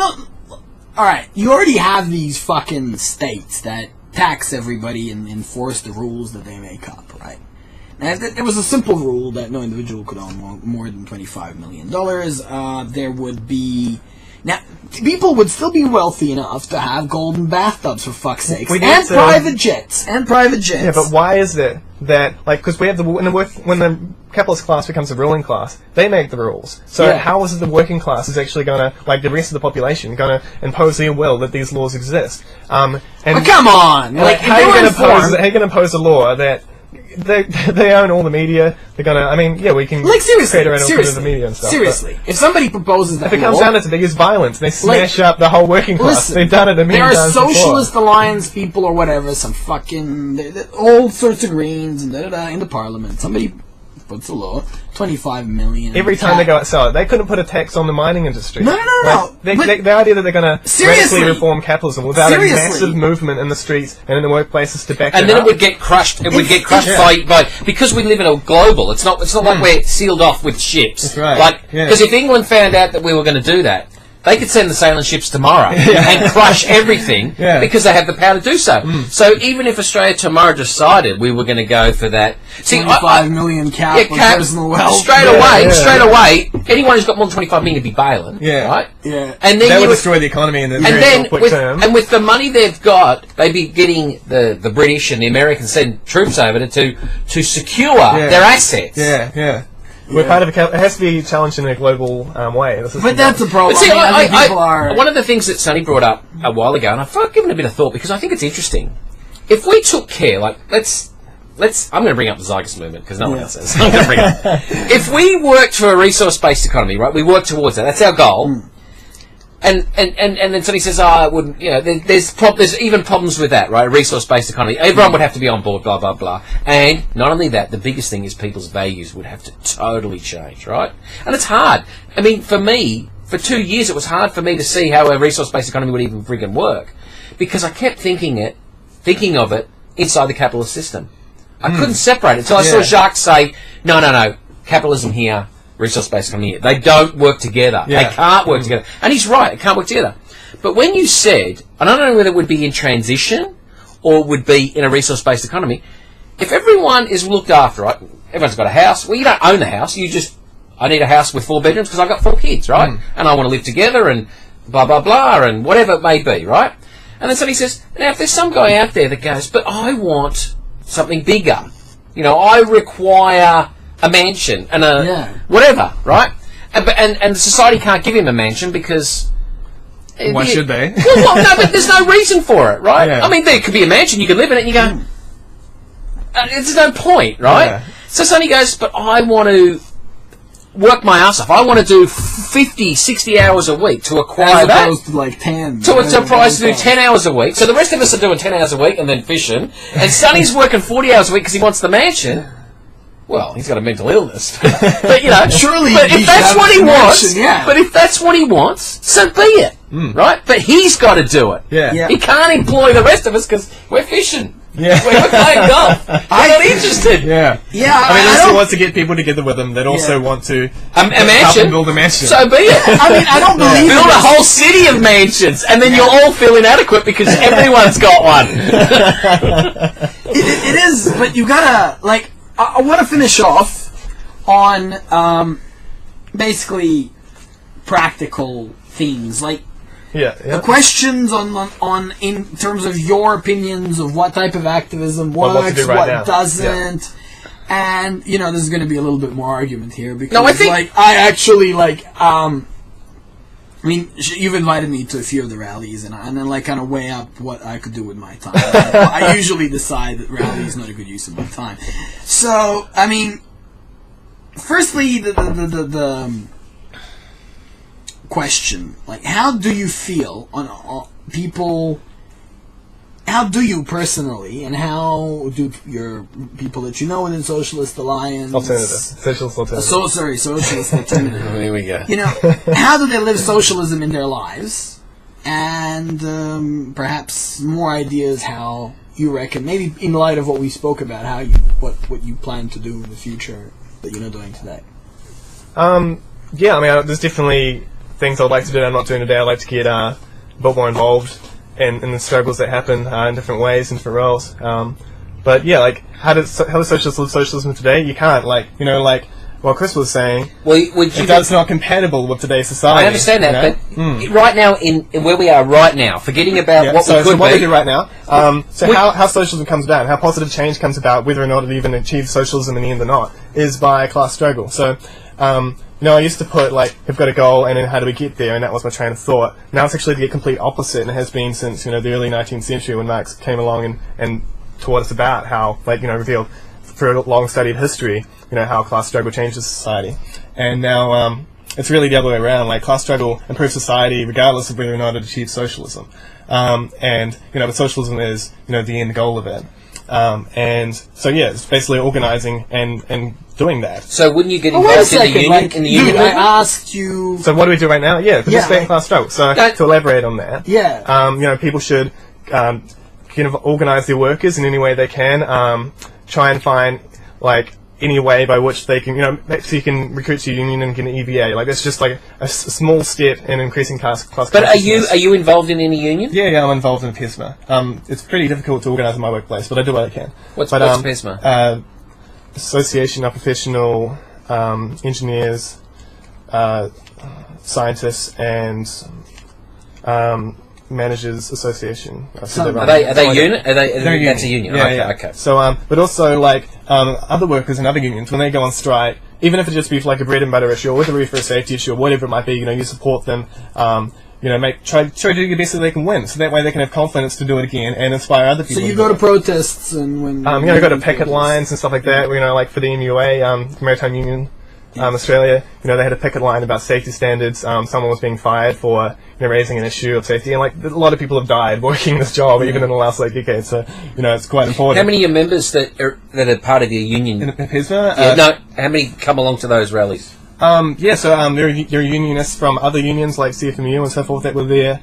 This is a relatively small picket line. There's about 50 people there in total. There was about maybe 8 or so socialist alternative members there, just supporting, selling, our propaganda. The Red Flag, which is a fantastic newspaper of Australian politics. By all means, give the website or whatever. Tell people how they can order it. Yeah, check out redflag.com.au. I believe it's just a new website just up now recently.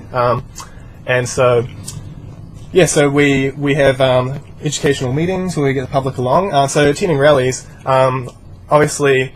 I think that's a good thing in its own. So you'd say you probably go to I don't know. You've invited me to about 8 in the year. Yeah, probably one every couple of weeks at least. Every couple of weeks. Right. And we so we use this opportunity not just to fight against some aspect of the system that we disagree with, that is some form of oppression or whatever.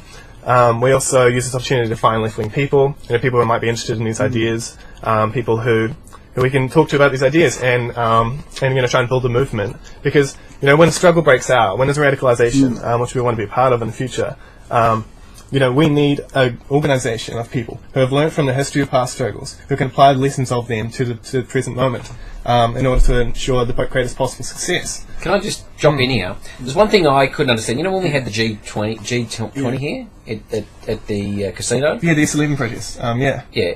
When I was there, right, and the union did come along, which was good, because the coppers thought it was a bit odd to be facing Kiwis and coconut heads and monster blokes, right, on the picket line instead of skinny guys, Yeah, that's the sort of video the build-up. Yeah, it sort of went. The coppers sort of went, oh, geez, it's getting a bit hard now. But the funny thing was, it was extremely well organised. People with bullhorns. There seem to be these people that come out from I don't know where, right? I don't know whether they're part of groups and they just sit in the background and they wait. They wait for something big, and it was they pick it in the right spot. They blocked off the casino. Extremely well organised, and the police struggled to find out who these organisers were. They couldn't get their head around it. I noticed the Occupy movement when we had the one in the city. Yeah. Now, I know the guy who is in Victorian Police. I'm not going to name his name, and his job is to look for all the leaders in any movement, right? And to pinpoint them, to see what they're doing, and then manipulate the police to either counteract or to send a group of coppers, which I noticed a lot of. The coppers would line up, the people would be inside, and then the rest of the public would be on the outside, and then they would go out in 4 through the crowd in uniform, but you don't see them because it's so compact. They would grab a person they thought that was a leader, drag him back in behind the police line, and then take him out the back and interrogate the shit out of him, who he is, what he's doing, what movement he's part of from. So we'll try and DRS them, we'll try and grab onto them, and join into the picket line. But what we found was, as the cop, I was watching him do his job, because I was there for 2 days, I was watching him do his job, and he was organising other plainclothes guys that worked for him to go, to organise police to go and get these leaders. They couldn't find the leaders. because they didn't exist. But what they did find was a couple of provocateurs. I don't know where they were from, but these were people that were saying, we need to get out there and smash a tram, block that road up. And the coppers went, who is this guy? Get him. But he wasn't a leader, because there wasn't any leaders. And I'm watching the police, and I'm watching how it's moving and how it's evolving. Actually, there were a lot of kind of ringleaders in the I know there was a couple of there was a couple like, of a lot of socialist alternative people were targeted. There was a lot of mouthpieces, but there wasn't a lot. I don't think I think the coppers thought there was going to be one guy, right, and or 3 or 6. But it's never how it happened. Yeah, but 6 really, controlling everything. It didn't exist, and I think that really stuffed them. Because every time they go to a rally, whether it's the neo-Nazis marching, or what's that British one, which is almost neo-Nazi? There's a couple of them. The Dutch National Party. Or right, when they're marching, right, before the police even roll up, and they know they're marching that day, they already know who the 8 troublemakers are. They support the fascists. Police protect the fascists and arrest the anti-fascists. I'm using it as an example. What I'm saying is, before they march, whether it be the Jews, wherever it is, they already know who the 8, 6 or 10 instigators are. They know who's organising it. They know who's setting it up before they even hit the street. But with the Occupy movement, they had no idea. They struggled to find anyone that they could say, right, he's the guy who organised that. He's the guy that did this. He's the guy that said, let's all stick together and lock up. Well, what I'm saying is that if the Occupy's any indication of what future struggles will be, I think the police and the powers that be are going to struggle to control it. Because if you don't have organisation, it's just fluid. Everyone has this idea of what this is and what it's about. You can't control that. Even if it breaks up and moves on, those people. It was everyone. It was like you're making a case against organisation. No, I'm not making a case against it. What I'm saying is, it didn't require that to make it happen. Yeah. Do you know what I mean? Social media gave it that. Let's get together. But I think a lot of people like myself sat on the side. But a lot of people like myself sat on the side and said, is it just me that thinks there's something fucking wrong? Yeah. I'll just sit at home in my bedroom, But you know what? What happens is that everyone, the social media said, well, no, it's not just me, it's another person, this is going on overseas. We all realise there's something wrong, right? So we got together. And I think the powers that be, whether it be the police or whatever, not saying that organisation's bad or good, right? I think it's great that you have people that know how to set it up and move it along, but they struggle to find that group of people that they could take, like any revolution, the first thing they do is lock up everyone who looks like they know what they're doing, right? Anyone who looks, like you get a poet out there who said, who people look up to and they might read him, they know who he is, like he's a leader, whether he knows it or not. In a jail, bang. They're the first people. Often they can actually provoke the working class to fight back. Often when leaders have been arrested, that's actually provoked. Like even in Australian history, Clary O'Shea, he was arrested, and there was like a national strike, and a trams in Melbourne was shut down, and so much stuff was shut down. I think electricity was at times shut down, and they won. That's often. But what I found about the Occupy movement, it's like looking at a bunch of ants and going, right, which one's the leader? I'm squash that one. We spent just 15 minutes talking about how hard it is to spot leaders in a freaking protest if the thing was casually organized. So what I was talking about before. So what the project of Socialist Alternative is to build a movement of people who can influence these things in the right directions, agitate for certain directions of change, and what needs to be done. So you're not building a political party because there's no organisation. Yeah, but socialists are never going to build a political party, are they? Because they can't play in the sandbox of the capitalists. Well, we don't want to be a political party in the usual sense of what you understand a political party to be. So we want to build a workers' party, not like a capitalist party. We don't want to run in a capitalist parliament. I mean, we may run in a capitalist parliament for strategical reasons, but it's not going to be our centre at all. And if that contradicts our other interests, we'll lose the position if it has to be. But that is not how we see change coming about. We want to create a workers' party so that we can actually have, thousands, tens of thousands, however many people actually in their workplaces that can, if the government does something that we don't like, and we can convince our workmates that this is something we should really oppose, and this is a time where we've helped build work class consciousness and striking just for wages and general things like this, and this is built up. And now we can, these traditions are there, and we, the government wants to do something that's like really going to be against our rights. The whole nation can go on strike, and we can shut it down. I mean, that's great, but you're going to struggle. You're going to struggle when people are debt slaves and they need that income. That's true. With nothing to back. Well, this has always been the case. Like, when have people not been in economic? It's often Shannon, struggle reaches a high point in times of very severe economic crises. In this country, you're facing in terms of having their leverage. I mean, the working class here is some of the stupidest people around the world when it comes to understanding. You're a working class person. Leverage. Yeah. You mean like by your definition? Anyway.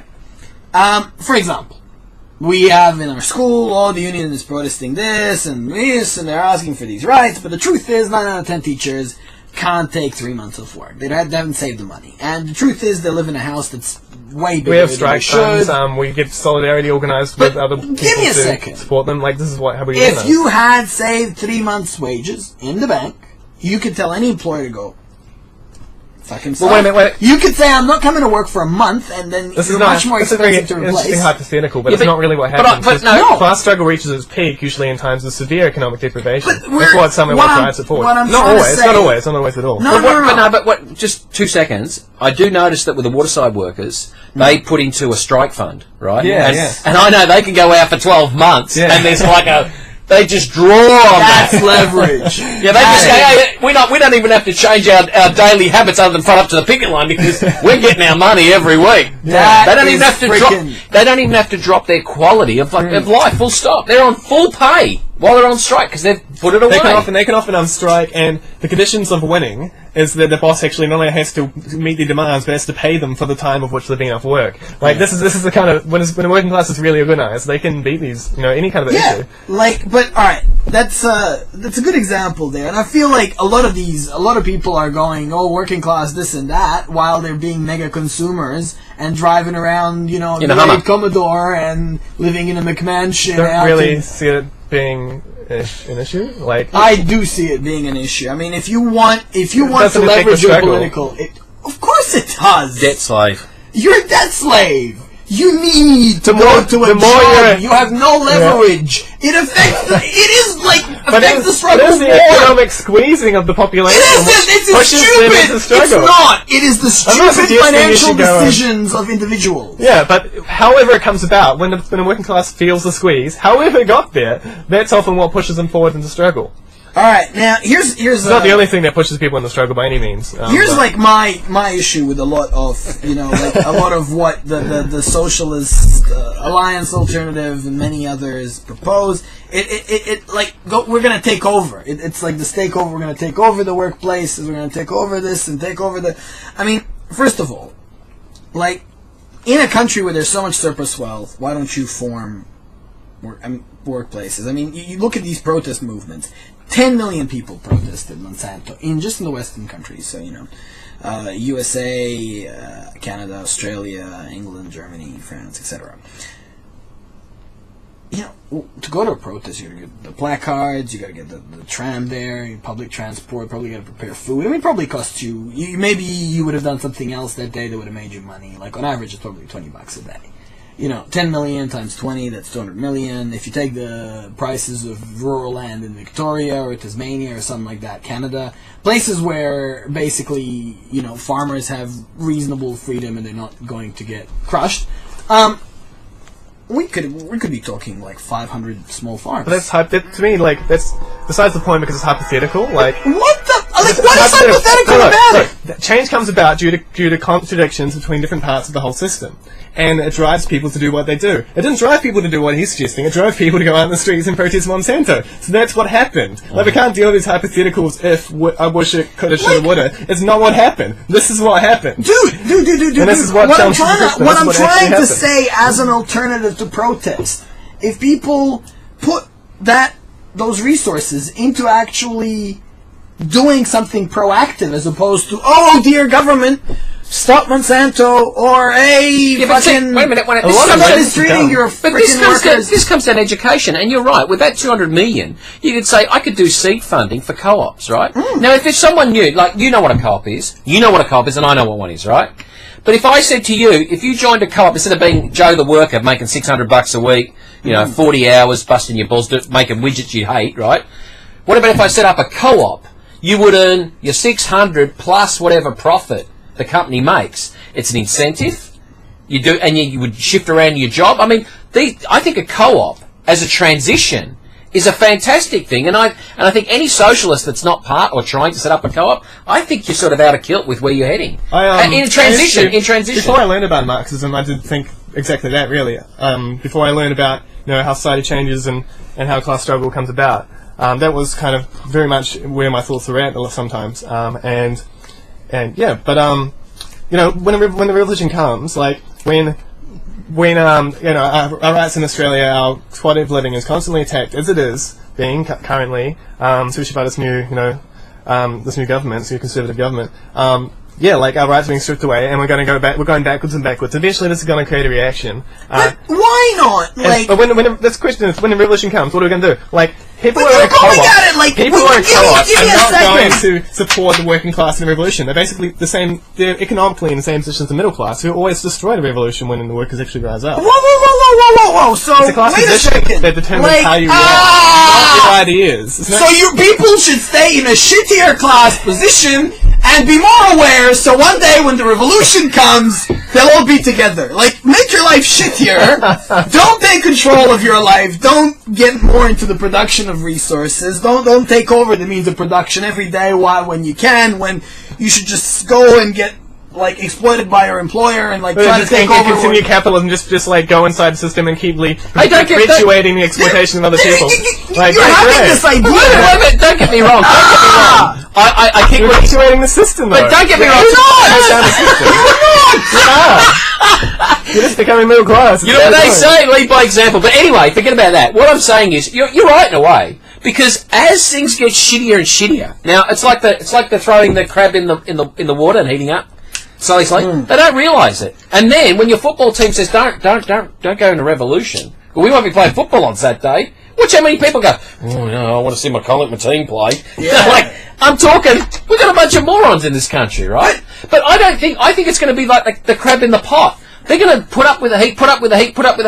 I don't think you're going to see that bang. And we know that this conservative government in right now is going, we need to be more productive. In other words, you need to make less, right? Pay less wages, work harder, so capitalism can make more money. We need to compete against those friggin' Asians. That's all they're saying. Yeah. Look at Egypt. How long were they completely dormant in any struggle whatsoever until what sprung up the it whole. It would suck to be in Egypt. I would 100 times. And that's why we need to struggle now to to defend ourselves from the constant undermining of our standard of living and our rights. Yeah, but how do you do that? Yeah, by taking over the means of production your fucking self. By cooperating. You start a company where you share the resources among. But that's not going to change. Friends, in the values that are consistent with what you believe. This doesn't actually challenge the capitalist system. This doesn't. But I don't you have this idea of challenging the capitalist. But it's the problems that come through the market system and through the capitalist system that are not addressed in any way whatsoever by that. And it's still the contradiction between how relationships in nature. This is not going to change because people get Wait a second. They're still going to have to compete with environmentally destructive corporations. You're absolutely fucking not, alright? If you're the guy, hey, your relationship with nature, our food is organic, come to our farm, here's what it is, this is how we do it. People will go holy fucking shit, that looks pretty cool. I support what those guys are doing. And they will, but will they join it?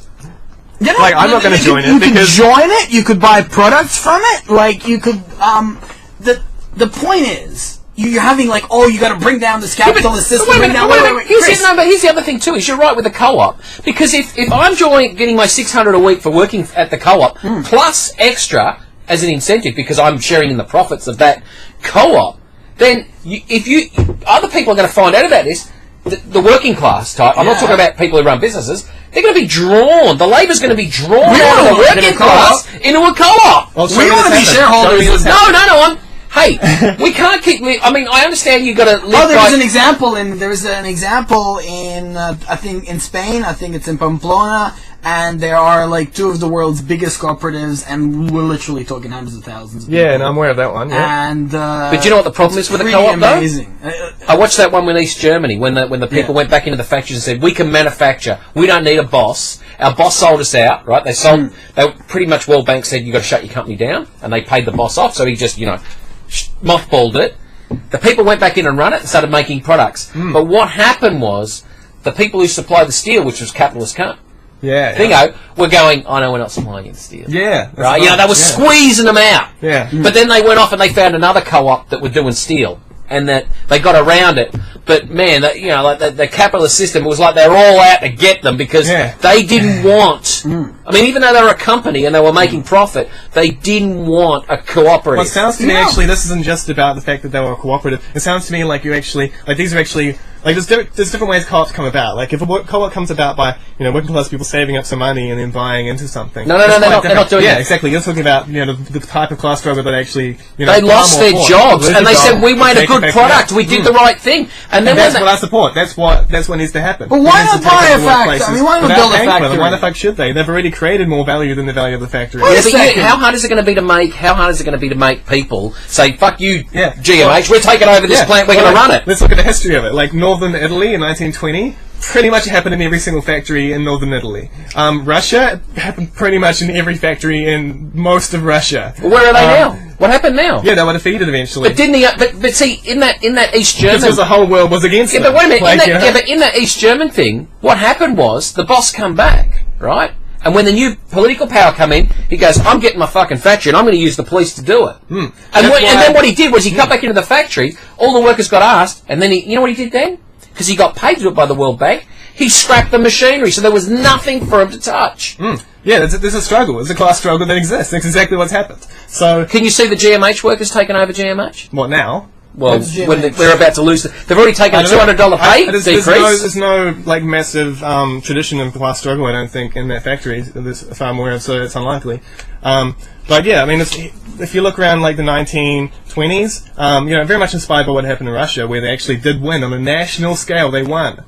They were attacked by 255,000 troops from 14 imperialist countries. You're talking about like someone not supplying the steel. This is like military invasion. Like this is on a whole. That's what happened scale. in East Germany. And so, and if you talk like in terms of Germany, like I'm talking far earlier, like not when it was people rebelling against. I'm guessing you're talking about them rebelling against like the Stalinist dictatorship kind of state capitalism. Are you? No, this is when the fall. This was the fall of. Oh wait a minute. The Eastern Bloc. Yeah, I'm pretty sure. I'm talking about like the from 1918 to like 1923. Like in Germany, the working class very much were. I mean, they overthrew the Kaiser in 1918 by revolt, and then the working class very nearly completed the revolution there. If they had, they would have come to the aid of Russia, and because I mean the revolution in Russia was only made on the basis that it would be a beginning of a world revolution. There was no possibility that a revolution could survive in Russia, and even socialists know it. Nobody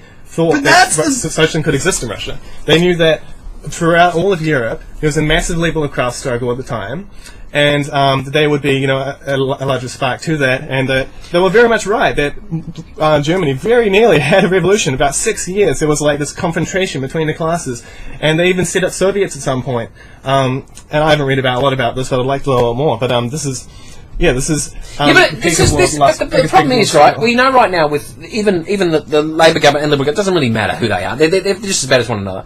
They're trying to crush any work uprising, right down to the union, just trying to get basic safety. They're trying to crush. They don't want anyone on the site. They want this. So how is this revolution going to come about when you guys are being crushed constantly? It's actually the crushing that provokes the revolution. If you look at any, to talk on a much larger scale, much grander scale, like it's often when, the Russian revolutionaries and pretty much every revolution that was coming close to fruition, it's often the reaction against them, pushing against them. They actually had to like really wake them up and realize we can't just sit where we are with the gains we've made. We're going to lose all the gains we've made, and unless we fight further and actually completely crush capitalism.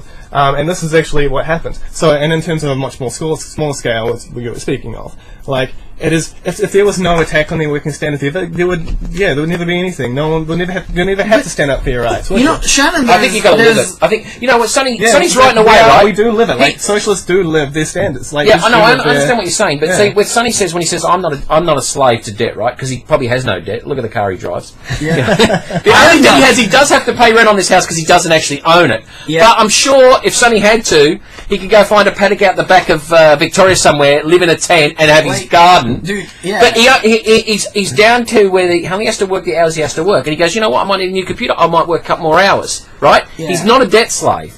He lives off what he's got. He buys a little bit more and does his work. And now, I understand where you come from about surplus value. Surplus value. I understand that. But he's not a debt slave. And I think if people weren't debt slaves, or they had the fighting fund of the wharfies, and they've always had it, that thing in the background, they can afford to cripple. That's why people should join unions. I'm not afraid to lose my... Like, people are at work, they say, you do this... I'm really not afraid to lose my job. Like, I always hated the unions personally. If I just go in and somebody gives me... I'm going to say, listen, it'll be my way, or... it's not going to happen, mate. I'm just out of here. Like... 90% of the workers don't have that freedom, and I'll tell you what, the vast majority of them don't have it because they make stupid decisions every day to buy shit that they don't need, because they're bought into advertising, and it's not because they're suppressed by the capitalist classes who are perpetually out there to harm the workers, and da-da-da-da. I mean, so much leverage that people could have, so much control of their lives that they could have in terms of at least having the power to just 3 months. For 3 months sustain themselves without a job. You know, most people don't even do that, and that just, to me, ask anyone who's had a 6 month holiday. So, like, second, I wanted to, we talked a lot about, you know, the worker struggles, the class struggle, workers' classes, but I just want to stress one thing that changed in the landscape, generally speaking, is that, you know,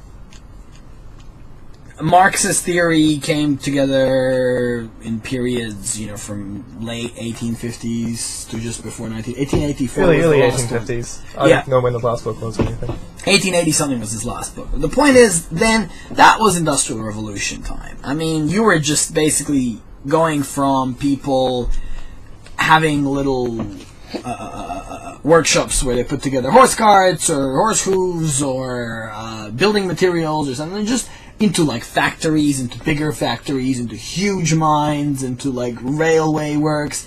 So like industry was just scaling up, and it was so clear. At the top you had investors management, at the bottom you had tens of thousands, you know, workers. Now, with modern technology and automation and global logistics, you could have a factory in a house. Essentially, I mean, you could build electronics on 2 machines.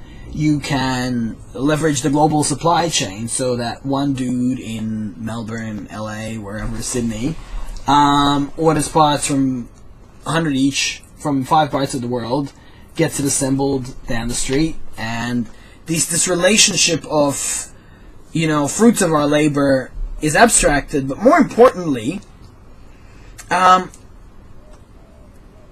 I would say that, first of all, the abundance created by technology, there is enough wealth to go around that it doesn't require, like, this notion that instantaneously we're going to have workers involved in everything's going to be equally shared.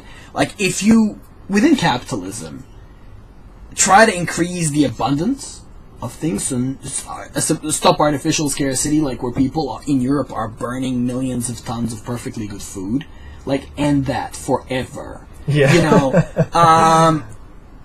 all of a sudden, just by saying, okay, abundance is a good thing, all the abundance that is non-profitable is literally going to be given out to the people who need it. You can't impose these things upon a capitalist system, though, because it's against the logic of the system. Like, it thrives on scarcity. So you know what? There are all sorts of things that have been imposed successfully in a capitalist system. It can be imposed through class struggle against, getting the state. In Scandinavia, people pay 60% income tax. You know, that's been fucking imposed in the capitalist system, big time. You know, in all of Europe, a corporation that's worth probably $1 trillion, Monsanto, can't grow their crops. I mean, that's insane.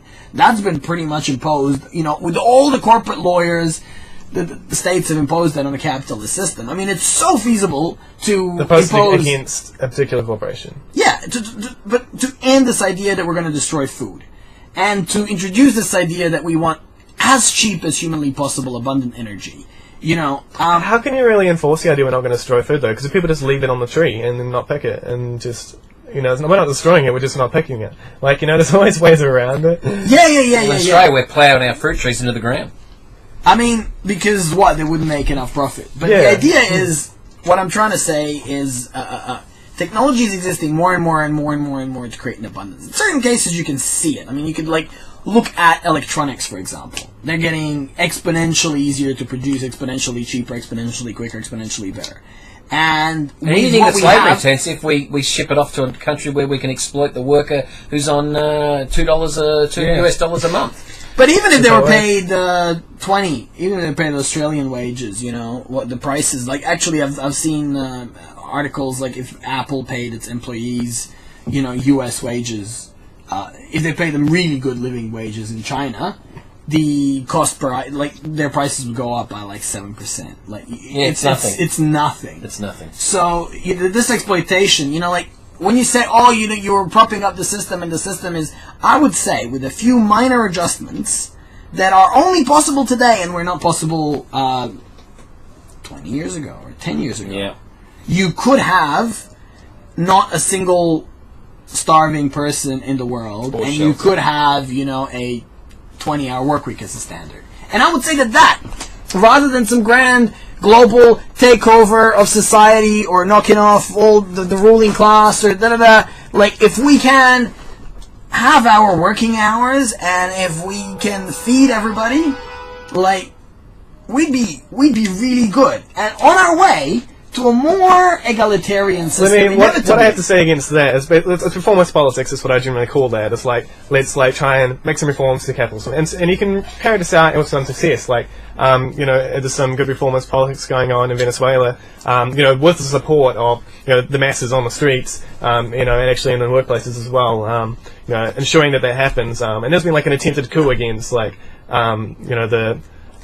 Former Yeah, but wait a minute. He went up for election with 15 parties. 12 of them had the That's a sidetrack. Yeah, I was trying to explain it. So, reformist politics, you can reform the system, but the capitalist class is always going to fight against it. They tried to have a coup against him. It was unsuccessful only because the complete mass of the population came out. Well, it essentially amounts to a class struggle. 60%. A huge population of the city. It was really impressive.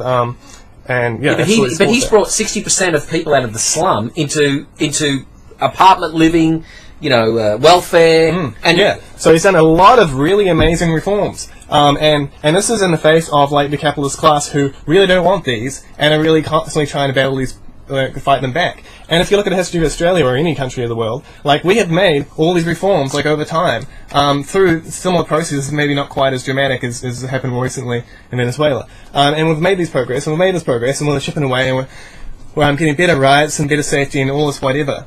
But that's never safe. It's never safe. You can never just sit back and say, "Oh, we've done it." What's going to happen as soon as you stop paying attention? The capitalist class just waiting to chip away at it. This is reducing my profits, and so they want to chip away and they want to take away your rights and they want to. So how many people dying on site a year? What's the capitalist? What's good enough for the capitalist model? Yeah, who gives a fuck? Whatever makes money. Yeah, as long as he's got a brother who can do his job. Yeah, totally, exactly. It's not sustainable. You can't just.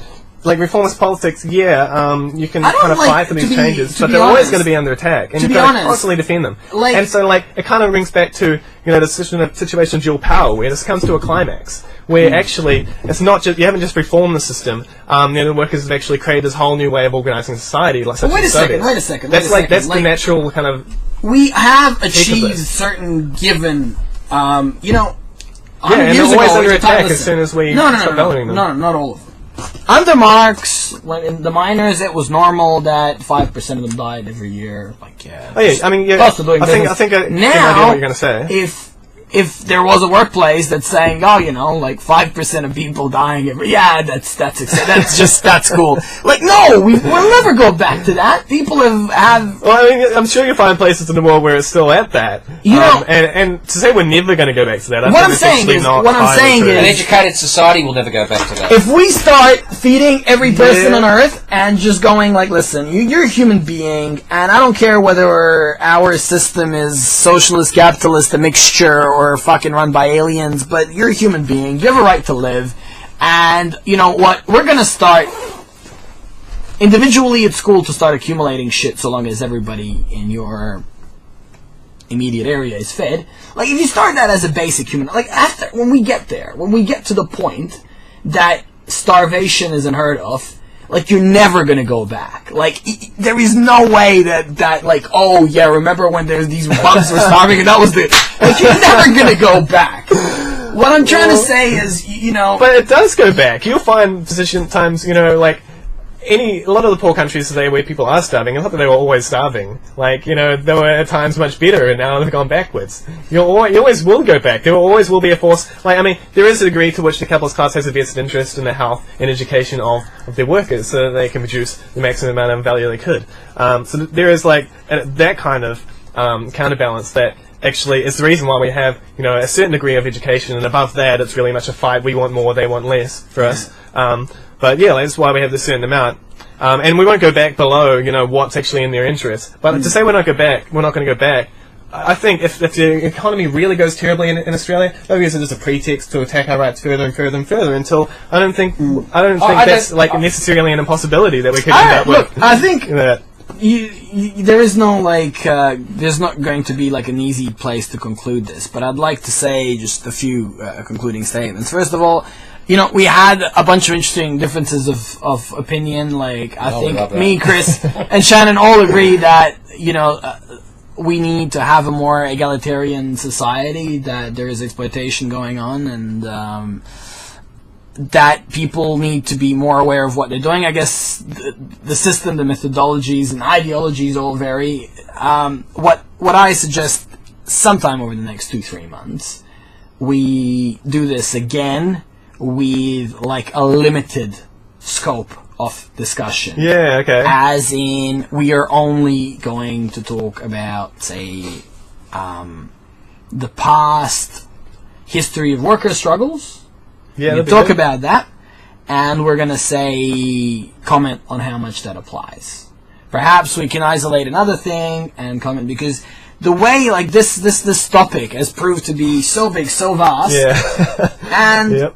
Fundamentally, like, we are ideologically so different that unless we can narrow it out, like, issue by issue, we are not going to come up to the conclusions where one of us has some sort of an epiphany, we come to an agreement on something or change each other's minds, because, you know, I say something and you generally go, well, you know, in Poland in 1940, and the next thing I'm thinking is, fuck, you know, I'm thinking Australia 2013, I was thinking Poland 1920, like, can this possibly apply? But if we took them, I think some of it can apply, but not all of it. You know, yeah, well, I agree that not every single thing applies. You know, obviously, we're in different circumstances. If we took them one at a time, and we had a lot of facts laid out all at once, we could actually extract some value from it. So we're going to be back. We're going not in an exploitative way. Yeah.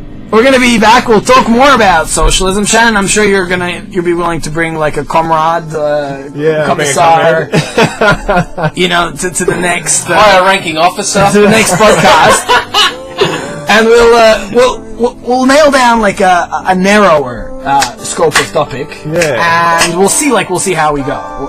But this has been, you know, quite interesting and enjoyable. And the start was a bit slow. Thank you very much. See you later. Longest.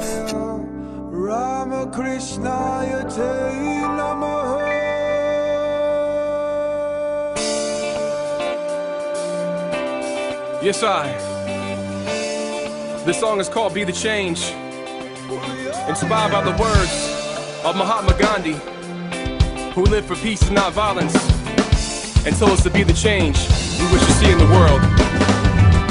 Freedom's calling, I feel the fire that's deep inside us. Everybody wants change, but tell me who will guide us. To the leaders that pass away, put up your lighters. It's a beautiful struggle, but it cannot divide us. We're the ones that we've always been waiting for. See yourself in the mirror and open up the door. Walk through it and feel the love throughout your pores. Be the light, life's purpose is to feel joy.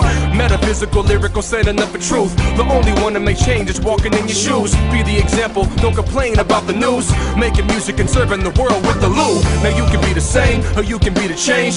Find strength from inside, break through the chains. No one to blame, nothing to prove. You create your reality, it's up to you. Be the change that you wanna see in the world, like Gandhi live for peace. Aspire to be someone who fights for the beliefs, like Martin Luther King. Aspire to be that Lord, that light, like Christ, light for the moment indeed. And if you believe in Jehovah, Allah, Buddha, Krishna, it's love to me. My soul yearns for peace in a world that's flooded with war. History's littered with body scar, trying to settle the score to maintain an archaic platform of power and greed. People fight for land out of survival and need. So I'm killing my television and I'm planting a seed to fill my head with knowledge that I'm seeing recede. Due to the media propaganda killing my creed. Or what don't kill me make me stronger, feeling straight when I bleed. Fight for interest before it's attached to feet. They try to sell you anything in this world, nothing for free. Land, air, fire, and water, they keep up in the ante, while the anti-proletariat hold the powers that be.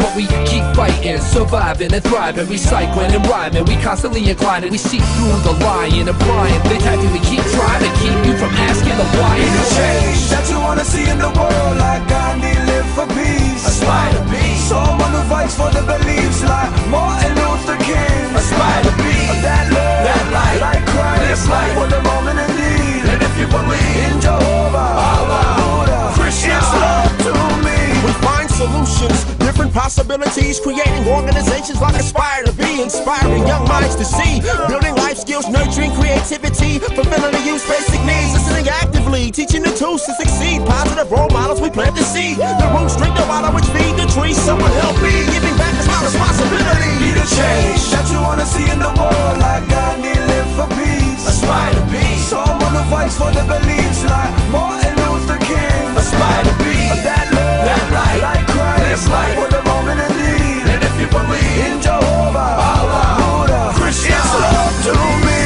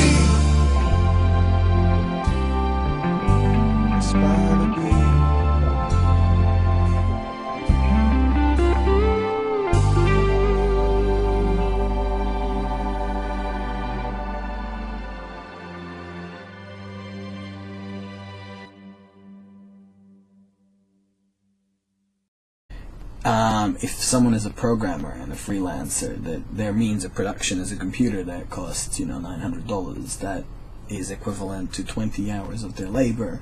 You get what I mean? There's so much when it comes to means of production that it's not like a sitting bunch of machines or a factory or a plow or a field. I don't think it has to be for you to be working class. I think the fact that all you own is your labour power and you sell it on the market, that's what defines working class. That's what defines, but wait a second, like a knee surgeon who makes $500,000 a year and can own 4 or 5 houses. I mean, like, he only sells his labor. He may not even own. I don't know of any working class person that makes that much money. Is he like a middle class person? Is he self-employed and therefore? But all he owns, like, in fact, he doesn't own his means of production. He doesn't own the operating theater, the hospital. Is he self-employed? Is he running his own business? No, he's selling his skills. He's being paid to perform surgery. But yes. No, what I'm trying to understand is he, in relation to other people, is he employed? He's an employee. Or is he an employee? Okay. He's an employee of a private. I've never heard of any Same employee as that gets $500,000 a year. That sounds There very are incredible. many employees. I mean, there's thousands in this country that get over $500,000. I mean, there's all these stock traders. That Well, it's still get that working in class bonus. people. And obviously, for them to get paid $500,000 a year, they're producing more value than $500,000 a year. Yeah. Otherwise, they wouldn't get paid that much. But There's still that surplus value. You see the abstraction here? Like, I used to work in a... I think it's still quite objective, though. Like, whether or not you're getting paid the full value of your labour, it's still pretty objective, I think. But we're talking about, like, class struggle and class consciousness. So the idea is that, we feel like working class and we're together. And my point is that the scale is so sliding that to put an arbitrary division of who's working class and who's not, and who's, middle class and who's capitalist class. I mean, let's say... I thought my definition pretty much holds. I don't see where it doesn't hold. Well, like it doesn't. It doesn't relate hold to how much you earn a year is completely irrelevant. That's absolutely irrelevant. It's completely relevant. Because there's still an exploitation going on there. It's the contradiction between the people who are exploited and the people who exploit. That's the antagonism. Now, here's the problem. Here's a problem, right? I worked in a factory, for instance, and I know the guys wearing the fluoro jackets on the floor with a bunch of bad tattoos and an alcohol habit, and they're clearly working class. But somehow your definition puts them in the same category as the engineers in the next room, and the same category as what they have in common that at least originate this creation of things that make the society move forward. In a sense, it's a capitalist class productive. Is basically what you're saying. Yeah, I mean, clearly at that stage, they have a better claim to be in charge of society than the monarchs. Yeah, there's definitely. So that claim was played out in a class struggle between those two classes. And eventually the capitalist class won. There were several revolutions throughout Europe, followed by counter-revolutions, and eventually they won out. And now we have capitalism today. So that's kind of how it came about. So, I mean, in a sense, like, capitalism came out of this class struggle between, the merchants and what would you call them? The tradespeople? Or, I mean, how would you, the smiths, the guilds? Yeah, there was, artisans, I guess you'd call them. Yep. Yeah. The merchants, artisans, and the smiths. And the emerging working class as well. Had a better claim and overthrew much of, the monarchy, much of the monarchies and kingdoms where essentially, you had a small class of parasites turning everyone into their slaves, and they were producing nothing, and a class that wound up, at least having that, being the spark of the production in society, wound up taking over. And I think what happens is that class perhaps takes their rightful place in terms of managing resources, and then winds up progressively being more institutionalized, more abusive, more exploitative. Yeah, and less productive. And less the capitalist productive, class is obviously going down the same path. Earlier on, perhaps they worked themselves and hired a couple of people. So they are contributing as much as the people they're working with, and they're getting paid more there. So it's obviously, they're extracting wealth from the labour of the people they're employing, but they're not exploitative. The ratio of how much their wealth is a result of exploitation of labour of others and how much it is their own labour, that ratio starts to get more and more out of control until you get Gina Reinhardt is worth $30 billion, and I don't even know what she contributes to society. That's nothing. That's nothing. She makes me laugh. Yeah. If you want to get on that track, what I find interesting about Gina Reinhardt is that she makes out that she's running a business and she's making business decisions when all she is a logistics manager, which I could get an Indian courier driver to do the same logistics that she's doing. We dig it out of the ground, we put it on a train, we put it on a boat, we send it out. The country... Without value adding to any of that. Yeah. The country pays for the train ride. I mean, it's So, I really like what we just did, because you've kind of mapped out this progression from monarchy and feudalism into a capitalist merchant class taking over, and the rationale for it was good, and clearly I'm sure that everybody watching will agree that the people in charge of the wealth today are undeniably a negative force on the well-being of mankind. We're having ridiculous amount of environmental destruction, pollution. We're having poverty at absolutely unnecessary numbers, where the amount of food thrown away in the West. Yeah, so this ceased to be a productive, progressive force, and it started to be a very destructive force, just as other ruling classes before them were. Can you try to pinpoint what's the class structure like today maybe perhaps in Australia and the Western world, because I'm sure that, you know, as much as it would be convenient to have it universally around the world, countries are inherently very, very different. So, like, what's the class structure today in Australia? So, so as Marx predicted like 150 years ago, there's this constant polarization of the population between the proletariat, which is the working class, and the bourgeoisie, which is the capitalist class. And so that has happened in Australia to pretty much the degree it can. And so in Australia, the majority of working class, about 2/3 perhaps, you know, if you include all dependents and people who, you know, retired that were working class, you know, that's the basic, it's about 2/3 or so. And then there's the capitalist class, which But how would you define the working minority class? Like, if I'm sitting here, and what boxes do I have to tick? Like, am I working class? So you're working class if so we talk about private property, we're talking about ownership of the means of production, so, you know, the tools of labour. So a working class person doesn't own them. What they do own and what they can sell in the market in order to make a living is their labour power, and that's pretty much it. But, okay. Like, I just... here's the thing, right? When we're producing physical goods, you know, in the European economies of 1500s, just post-Middle Ages, these definitions fit really nicely, like they really do. But today, for instance, like if I do workshops in robotics for kids, like, I don't need a means of production. I rock up and I get paid for what I know. Any discussion of socialism. Absolutely. And so classes came about when agriculture first came about to allow the creation of surplus. People could create more than they needed. And so eventually this resulted in a class which exploited the other. So one class of people originally actually were productive in society. They helped, you know, reorganize society and on a larger scale, and, you know, were a progressive force. But they started to become ever more self-preservationist and parasitic upon the rest of the population. And so, some like classes exist only in relation to each other. So, you know, a slave and a slave owner, they don't exist about each other. Same with like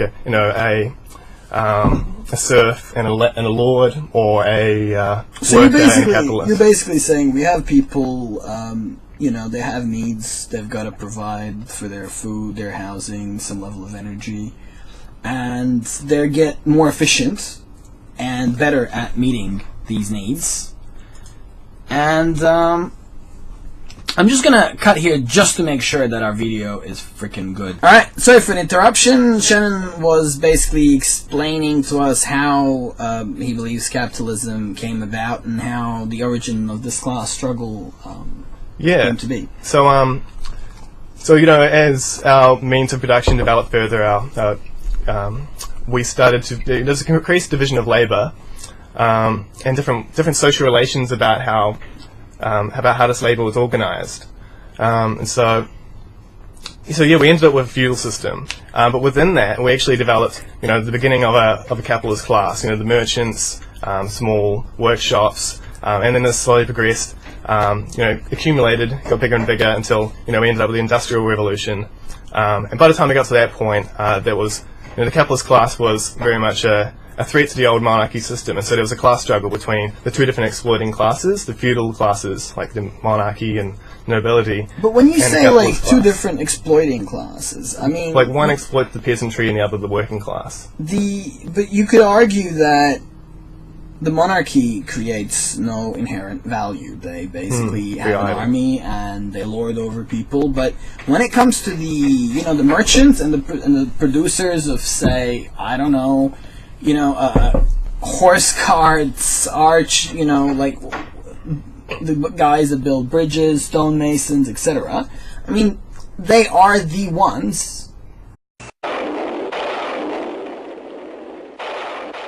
On top of Old Horror Hill, in a secret laboratory, Professor Weirdo and Count Kook were in their monstrous... Hi, welcome to TMR podcast number 7. Today we're talking to Shannon Parkhill about socialism. He's a revolutionary socialist. So take it away, Shannon. Tell us what you know about socialism. Cool. Yeah, I'm a member of Socialist Alternative too, which is a Revolutionary Socialist organisation in Australia.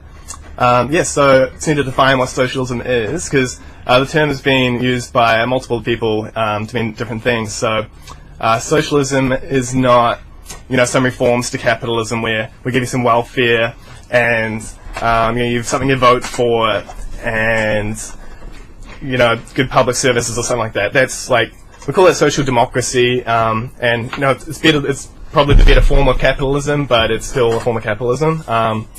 Socialism is not, like bureaucratic, what we call bureaucratic state capitalism, as in like the USSR and China, North Korea. What about say Scandinavia? I mean, how close? Don't know anything about that country at all, so I can't say. Because they're famous for having the most investment into social services and biggest safety net. So we'd call that a social democratic kind of society, sounds like, Okay. So these are all social democratic societies? Well, I wouldn't say that the USSR and all that were social democratic. I'd say there are bureaucratic state capitalists. But they're still working. They're still working in a capitalist. Yeah, these are all just different forms of capitalism. Socialism is something other than capitalism. So we actually have to start from the premise that we have capitalism, and this is like a process of change of society, right? And that's kind of what socialism is. So you have the idea that you have private property in some unlimited amount, where people accrue huge amounts of wealth through trade. Possibly monopoly and other things. Accumulation through hiring other people to build things for them and selling them. Yeah, and the people who are actually getting, the short end of the system, being the working class. So socialism would be a movement on their behalf to actually get a more equal society, to get a more equal share of the wealth. You'd agree with what I just said? Or I wouldn't say a more equal share of the wealth. That's more of a conservative kind of idea. It would be a completely new way of organising how wealth is produced, how it is distributed, and it would be decided upon by the working class themselves through these democratic organisations. Perhaps we should define what class is, because it is a very central topic to